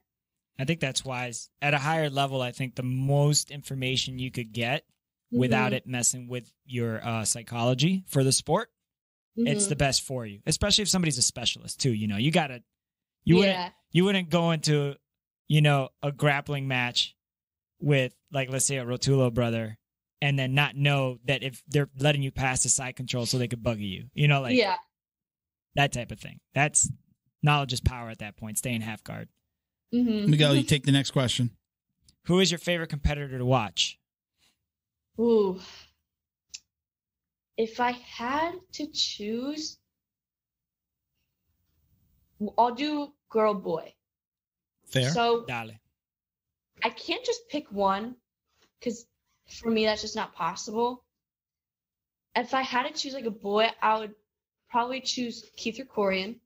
Not only just because like he's a friend of mine, but I mean his matches are insane. Okay. Like the thing that he did for combat jiu-jitsu. I mean, his matches were like phenomenal, in my opinion. Is he the guy that just knocked somebody out the other day? No, That's that not him? was, I feel like that was Damien. I forget. Maybe it's an older video, but I just saw No, somebody. it's Talking about recent. this new Yeah, one? it's Yeah. recent. Yeah. For the combat, it was Damien. So you like combat jujitsu? I like watching it. No. That's You know what the that's follow-up question. That's what I meant. That's what I meant. I know you already said you're not into getting this messed up. Yeah. You're into cosmetology. It's the I get moneymaker, it. you know? Come on. So we know what we asked the question. She didn't say the girl. I'm sorry. She Go didn't ahead. say the girl. My Oh, yeah. apologies. For girl, probably Danielle Kelly. She's Trinity's one. yeah. I mean, there's so many to choose from. Dude, Danielle Kelly looks like she would 100% suck at any combat sport, like physically, She's and just does amazing jujitsu. yeah. Like it doesn't even look right. Like no, what I mean Like is that- like she'll get into a position and you're like, where's she going with that? Yeah. And she's got different paths. She's got very creative paths between. She's always submission hunting, which is always awesome to watch. It's not like I'm gonna get to side control to hold you here for a little bit. It's like if she's in side control, she's trying to like break your elbow somehow. It's our tiny jeans. Yeah. Just by the way, if anybody knows Danielle, we've been trying to get in touch with her to come on the show. She knows it. Do you know her personally? Oh yeah, we're like best friends. Are you serious or are you messing around? Yeah. No, she's not messing Oh, around. really? Yeah. Tell her to answer her damn her instant messages, her DMs. No, actually, our Brit who reached out to you has been trying to reach her and to get her on the show. She's got $50K to spend, bro. Leave her I alone. don't know if maybe we're not big enough for her now, but no. After this, I'm on it. I'll All right. contact her right away. let her know. We appreciate Send her a it. message. Open up a chat. That's But, business. That's we business. Really, no lie. I mean, we've tried to reach her. I don't think that She's responded to a I've- lot of my messages. she hasn't responded to. But I never to ask Brit's about and the mine. podcast. So Yeah. like sometimes Brit will reach out to somebody who I might say like, hey, I'd really like to have them on the show. Brit does her own thing. I only tell her every once in a while like, hey, I'd like to have this person on or this person back on. With you had reached out. I looked at your stuff. I'm like, oh yeah, let's do it. I sent it to her. I said, reach out. And I don't know that I think I asked her about Danielle because she's like, yeah, I've messaged her a bunch of times. She doesn't respond, tear emoji. But yeah, I'd like to have her on. Especially we're talking a lot about one championship lately. It would be really nice to get her Dude, perspective. it'd be so dope to just go over there and watch one of those things. Yeah. The energy looks so nice over there. Just by the way, this and is a side and note the for food. I do have permission to go to Vegas, to go to ADCC. All right. Just so you know, Are you going to be mysterious about this? Mysterious Milton? I'll do this with. We probably could have saved this for later, but We'll save it for later. Sean, one of our sponsors is sponsoring ADCC Flow and Roll, and Okay. he's got like 20 tickets. Yeah. And we've talked about he might do some giveaways. I hope I'm not. Everyone's going to call him for tickets now. Yeah. We talked about maybe like going out. Like if he was going to set up, we would drive out with him. Right? We talked to him about I it. told you my hall pass I already signed. don't know that he's going to go, but I've talked to him. I said, hey, let's get on a plane and go. Yeah. Instead of driving with bringing the shirts and gear. I threw it out there. I don't know. Dude, I we guess could do we've a gotta- pod. I mean, it's got. What if we fill up a U-Haul pod and then have the pod delivered ahead of time? What do you mean? A pod. You know the pods? Oh, You okay. could get, like, U-Haul has pods now? You got to. Yeah, but I don't know that he could be without his gear because he's also got to fill orders and other, online orders and things like that. I don't know. That's him. That's a Dale, conversation. I don't with know. him. But I would want to go. I that's an awesome opportunity. I That's want to awesome. go. I have permission So do I. from my wife to. Bro, we to go. got Just we kidding. got families to take care of. Yeah, You- no. It's not asking permission, But but I it's would, like I it's told just her, I'm like, working. I would go to, I'm not going to go to hang out in Vegas. But if we weren't going with him, driving with him because he was going to set up, we Yeah. could go. I then probably take my wife and talk to you about taking my hall taking pass. wives. My hall pass is signed at work and at home. All right, cool. I don't know. I got a very supportive family at work and a very supportive family at home. Okay. So, who would you like to fight next? Anyone. Honestly. Anyone? No call Anyone outs? my belt. Are you somebody Did that, you say that somebody does your call belt? outs? Yeah. I get a lot of people or like promoters just because like I'm like kind of known locally in Jiu-Jitsu world. So they're always like, oh, you've been doing this for a while. You're pretty good. You can go against a purple belt, almost brown belt. And like, I don't want to start off my blue belt journey like that because when I got my blue, I haven't done any tournaments as a blue belt. So I kind of want to take a chill pill and just kind of like go against someone like my level. So especially since it'll be against women now and not girls. So yeah, it's a different story. Have you done any fight to wins? And I'm sorry, I don't know the answer to that already. Have you done any fight to wins? I have not. Yeah. Oof. No. Seth, what's up? Yeah, Seth, man. You need legit. I mean, I've gotten in an occasional message of somebody that's been on and said, "Oh, I got a call after the podcast for this thing," or "I got a message." Oh, that's dope. You never know. Really? I mean, we have, I always we haven't talked about Jacob in a long time. Know. Jacob the Bull. I mean, we set him up with Jits King when they started doing more like that dude's a he monster, did a super man. fight. He's amazing. How that kid is not on more radars, I don't know. But he did the podcast. And we hooked him up directly. We said, hey, Jits Kings, come on. You got. He's swimming in a sea of sharks, bro. He trains at AOJ. Yeah. You know. So think about everybody. Cole Abate just won Worlds at Purple debut. Yeah. Mm-hmm. You know. Yeah. And you have what is it? Durante just got, or DARPA, whatever his name is. I watch all of his videos and I can't pronounce his name. Like that dude's a monster, like AOJ right now, like top level IBJJF guys are, and that only tells you how good Jacob is. So if you don't have somebody that you would, that you'd like to fight, who's somebody famous? Or you've already trained with some famous people, but who's somebody famous that you'd like to train with? Because it is hard to find people my size because I am on the tinier side. I'm only like 120. When I was at studio, Trinity and Danielle were my #1 training partners. So I would say them. Okay. Do you do like what are they called, one-on-ones? Like that's a super fight. No. I'm not training. Like personals. Do you ever do like one-on-one session? Like do you ever like there are people who would pay not only like privates, I'm sure like kids might pay you private. Do you ever do privates with higher level competitors? I actually don't. Yeah. No, I don't think I've ever done one of them. We've had a couple of like high level black belts that like hell yeah I still do privates. We're talking about AOJ Toma Alroy, who's from Israel. He comes to the U.S. He'll like kind of do like I don't want to call it a tour, but he'll go around the U.S. and go to different competitions, try to get some things that are happening at the same time. And then he would go out to AOJ and do privates with the owners. Yeah, I can't say both of the owners. I forget which. The Mendez brothers. I forget which Mendez brother he usually goes in and does privates with. But he's just like that's absolutely. So dope. He's like that's part of my budget and like that's his thing. He's like I'm gonna always do that. You know what I secretly hope is happening? I hope that both Mendez brothers want to have the private. One of them is like, he's only allowed to have privates with me. And he doesn't let the other Mendez brother have it. If I'm being honest, I'm more like a seminar person. Like, I'll do seminars like any day. But privates, I don't know. Yeah. I just never do them for some reason. Yeah. I don't think I've ever done a private, like, in our school with Felipe, he's just like the private is just like, grab me on a Saturday. Yeah. Just grab me on a Saturday. I'll work on whatever you want on Saturday. So it's like, I think it's weird to do jiu-jitsu when other people aren't doing jiu-jitsu.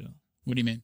Like I don't ever see myself like in an empty room with just one other person doing jiu-jitsu. You never come to my house and roll. I will. I was just gonna let you know it's gonna feel weird. I did that with Junior not too long ago. Shout out to Junior and to Drew was talking to him earlier it weird? Today.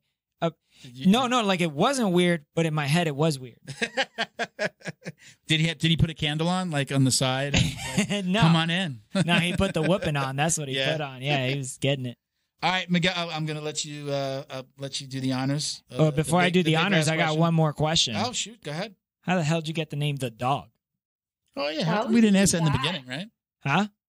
That was my dad. A couple days after I was born, he's given all of my siblings. After you were born? Yeah, like a couple days after. He's given all of my siblings nicknames, but he got it because like I was always attached to him, like a little puppy, attached to their parent. So I just got the dog, and I've gotten so used to it. I mean, 15 years getting called by that nickname. Yeah. So how does he say that nickname? Like, he's like, "Hey, yo, dog, call the dog for dinner. Tell the dog that dinner's on the table." How does that work? How does it sound?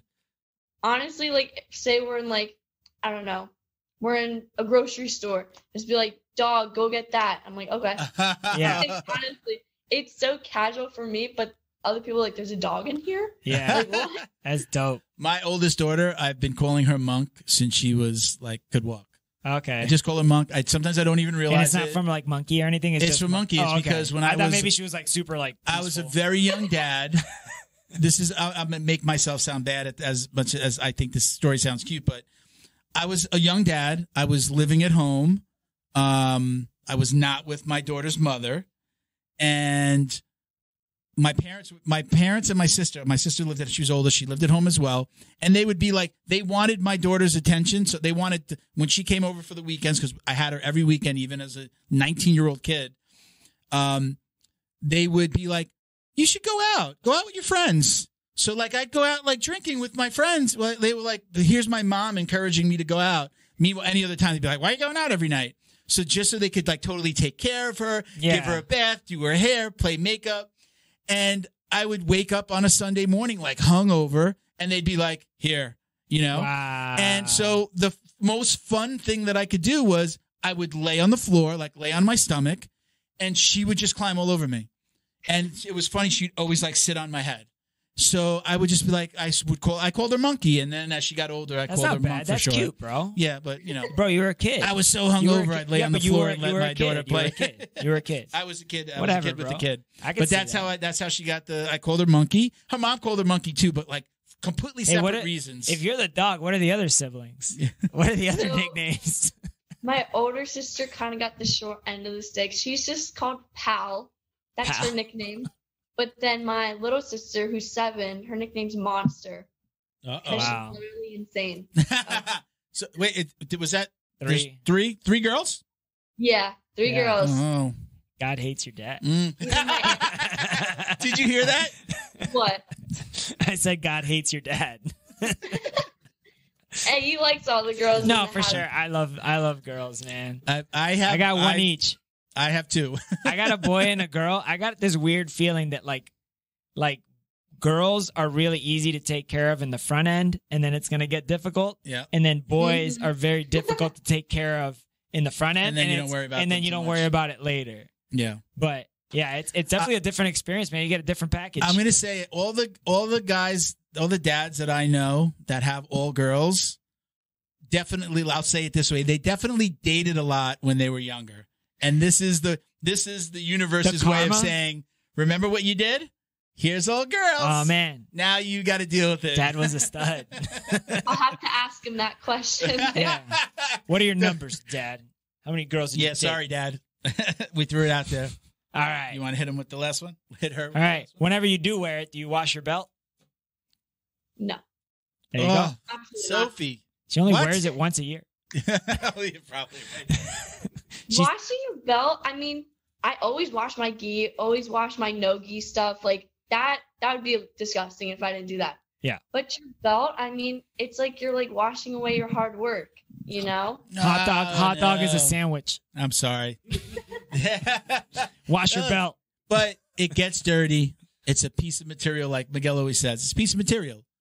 It Just should be washed. Spray some Febreze on it. You're good. I've been guilty of that. I'm not gonna lie. You know, and as I think back, I went to the gym last night, and my gloves smelled, but they kind of have like leather on them, so I don't. You went to like the workout I wash gym them or like jiu-jitsu once gym? every 2 years. They smelled so bad that I just like put them on top of this little kind of Like a rack? crate in a closet, and I sprayed them like very aggressively with like Lysol, and I just threw them in there. You should Wash just- your belt. I wash my belt. Every single time. I'll just get a new one if it gets bad. Really? Yeah. Up until purple, I always had one belt. I maybe like I switched belts, but now I have 2 belts that I kind of go back and forth between. And if now it's like maybe once a month. I've been hurt, so I haven't trained for actually a couple of months now. But up until recently, until that happened, I just kind of go back and forth, and then every once in a while, just throw one in the wash. I don't smell good like ever. Even like after I shower. I got to do I stink always. We had a guest on that told me this, and then I tried it, and then like one of the most popular videos I think I ever posted on social media was like just showing just like videotaping my hand putting the belt into the washer The washing machine. and it causes so much controversy.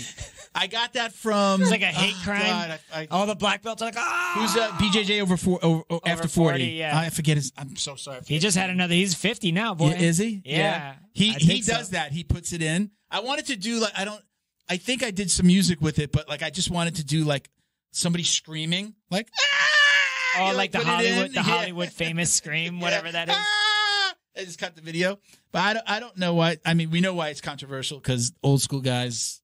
She's not old school, man. What's your juju with it? Well, she did say like it's like you're washing away. What? I mean, old school is like you're washing away the knowledge and the blood and sweat of your opponent. Am I wrong? Is that what you're saying? I mean, I grew up with a couple older professors, so I don't know. Maybe they passed that on to me. They definitely did. I respect your decision, but I don't agree. But I don't agree with it. All right, Sophie. Listen, we're gonna let you go. I want to thank you so much for coming on, but I do want to give you an opportunity to shout out any of your sponsors or say hello to anyone, or to invite Danielle Kelly on the show. Yeah, I mean, I just want to say thank you to my main sponsor. Have it right here, Alex B from Clay, Eat Clean Bro from Jamie, Defense, and then Fight Back CBD. Very cool. Fight Back Eat Clean used to work Bro. with the show. I think I gave him a follow this morning. Wait, and Mixology, of course. Mixology. Okay. Then I know that you have those all on your IG. Instagram, right? You can go visit your Instagram, which is Sophie.dog922. There you go. There you and I go. know he's going to say, look, she didn't say the at. I'm not going to say at. nothing. I'm not going to say nothing. It speaks for itself. All right, now, Sophie, we're going to say goodbye, but don't hang up because we're going to come take some pictures by the screen. My favorite So part. a little promo, okay? But again, appreciate you coming on. Thank you so much for doing this with us. It was super fun. All right, take care. All right. Thank you to Neutral Zone CBD, a combat family-owned company that supports athletes and the people who love them. Neutral Zone strives to deliver clean CBD products for sports recovery in gummies, lotions, balms, roll-ons, and more. After a competition, a hard rolling session, or a tough day on the job, Neutral Zone has a product designed to help you reduce inflammation, increase cell rejuvenation, and may even help with aging joints. Visit NeutralZoneCBD.com and get 25% off your order with code JJD. And follow them on Instagram too, @MyNeutralZone. Jiu-Jitsu's favorite monthly subscription box has now joined the Jiu Jitsu Dummies Podcast. The BJJ box is delivered to your door filled with premium jiu-jitsu and grappling apparel, equipment, supplements, supplies, snacks, and more. The crew at the BJJ box find the best in the world of jiu-jitsu and guarantee every box to be worth more than the cost. Each box includes 4 to 7 items you're going to love. Visit thebjjbox.com and use code JJD10 to get $10 off your very first box. And give them a follow on Instagram @thebjjbox. All of us here at the Jiu Jitsu Dummies would like to thank the entire crew over at Flow and Roll for their tremendous support. They're renowned for their incredible t-shirt designs, and they've got something for everyone. Flow and Roll quickly rose up to become the premier custom apparel provider for academies, big or small, throughout the United States. Shoot them an email about your custom order, flowandroll@gmail.com, and they'll be more than happy to get you hooked up. Check them out on Instagram @flow_n_roll for samples of their gi and no-gi kits. They conveniently offer flexible payment options, too. Head over to flowandroll.com for more details, and while you're there, pick up a Jiu Jitsu Dummies signature tee, now exclusively at flowandroll.com. And remember, you'll get 20% off your online purchase of t-shirts, rash guards, or gis with code JJD.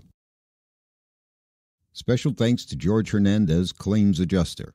Have you experienced damage in your residential or commercial property in the states of Florida or Texas from flood or fire, storms, theft and vandalism, even sinkholes, just to name a few? Don't get stressed out dealing with your insurance provider. Call George Hernandez today and let the professionals get you the most compensation possible. Visit HernandezClaims.com or call 305-712-6751 to get help now. And stay in touch with them on Instagram @HernandezClaims. Hi. There you go. All right. You can break it down? I thought you were passing it to me. Thank you again to Sophie. That was pretty, right? Impressive young lady, right? Yeah. Yeah. Easily. Yeah. We're back. You Just know what? know. Oh, you went right into it. I know. We're back, Miguel. Do you want to start over? No. I was just thinking about. I was thinking if it was okay for me to say It's something. good. If you had to think, if it's okay, don't say it. No, I meant in terms of just like she reminds me a lot of my daughter. Like, okay, what's wrong with that? Nothing. It's just like the cosmetology thing, like and the art thing, like that's what my girl's into. You said something the other day. Time. You were talking about like sometimes I'm watching UFC, my wife's watching something with headphones, my son is playing video games, and then I remember you said my daughter is like doing music or painting. So painting, creative. Oh yeah, she makes bracelets. She does all that stuff. Yeah. Sometimes Does she like to paint or draw? All of it. All of it. She's got like a 7-foot long table. It's like a craft table in her bedroom. Oh yeah. Yeah. Oh, and she'll like make stuff out of, like, I believe she made like a bunch of her Barbies. Like, she loves fashion. She made a bunch of her Barbies, like all new dresses, all out of like toilet paper and different medium. Like, she like made like real legit cool looking dresses. Like, yeah, it was dope. But just like that, but still a killer, you know? Yeah. Yeah. Yeah, man. There's a little dog in her, I'm super impressed. She was, I will sometimes watch or listen to podcasts, and I know when like, I'm like, I'm so happy when they're, I don't want to say the words talkative, but that they're engaged. They're engaged and engaging. Like, it's not 1 or 2 word answers. It's like, they're speaking eloquently about. That's how you know they like jiu-jitsu from their point of view. She loves the sport. That's how you know she really genuinely loves the sport. Yeah. Unless there's points involved. All right. Unless there's points involved. No points. No points. So we got some gifts for you guys. I'm gonna do the opening. So that I love it, dude. That when you make that slap sound, it's like the identical slap sound from the Salt and Pepper song. Whip it. Is it? Whip this it. This is we got some gear from Epic Roll. Hey, congratulations on your brand new Tesla. It's pretty dope. To Matt. Thank you, Matt. He knows who I'm talking to. That was for him. This is this is yours. Oh, that's cool. All right. I like round. I don't know if you guys who's watching. If you guys don't remember, it's been a while since we had him on. Yeah. But I think that's I might have chose your design. I know you chose. I chose this. You remember? Yeah. You got to choose your watching. design. That's cool. Too. I don't know if I had if I told Bo to and the back. You know what tomorrow is for me? I like round. I like circle logos like that. Yeah. Yeah, they're very cool. You know what tomorrow is for me? Look, so I've been wearing mine. North South. As soon as I saw North South, that's my Helio approves. My signature move. My favorite move. My favorite finish. So, Matt, where am I at, Bo? Matt, thank you very much. We very much appreciate you. Thank you for coming on the show. Yeah, man. We're gonna do it again one day. Love what you have going on. If you guys, I'm gonna buy a house from you one day. Check him out. It's Epic Roll BJJ on Instagram. Yeah. I didn't say the at. I know. It's because you're. You know what? You're coachable. I'm all grown. Yeah. You're getting younger. You're getting younger. That's a good thing. I really do like that about you, Milton. What's that? That you take you take constructive criticism when it makes sense. Got to. Yeah. Got to. You're adaptable. Yeah. You're like water. Let's not get into a Bruce Lee segment. All right, so again, I can't get enough of that. Listen, thank you to Sophie. Thank you to our sponsors. Yeah. Thank you to Epic Roll for the gifts. We really appreciate it. Check me out at Uncle Milty BJJ. That's my personal IG. I also handle the Instagram for the podcast. It's Jiu Jitsu Dummies. And check out our TikTok at Jiu Jitsu Dummies Podcast. Is that what it is? Got to add podcast. I don't have TikTok. At Jiu Jitsu Dummies Podcast. For sure. Chick-chock. We had we're actually how about Mellow, huh? Like probably by the time this year it'll probably be over 150. It's like 140. But yeah, like a Tony Mello little snippet was dude, if you somehow find the way to combine heel hooking white belts and washing belts. Oh, yeah. Like if you find a way to combine that into a TikTok, you might break the algorithm. Maybe. Yeah. Because those are the most two controversial. Anybody out there that's gotten like 200,000, 300,000, 500,000, they're just like, whatever, 130. Whatever. That's good for us. Yeah. That's good. We're building. A humble little podcast. You got an old 48-year-old man running the TikTok. We don't put out the funny. Well, we got to do something funny again. We got to do something silly. We did I got to get like your next list 20 whatevers in. That was organic. You know, as many this whatevers in 20 seconds. Whatever happens, happens. All right, you know, we'll do it again. Yeah, for sure. All right, hit him with your IG. Oh, it's JJD. It's JJD_DJJ69. Well, BADWERKS. all right, everybody. Bad Thank works. you for watching and listening. Peace, love, jiu-jitsu, Peace. baby. Love. Jiu-jitsu.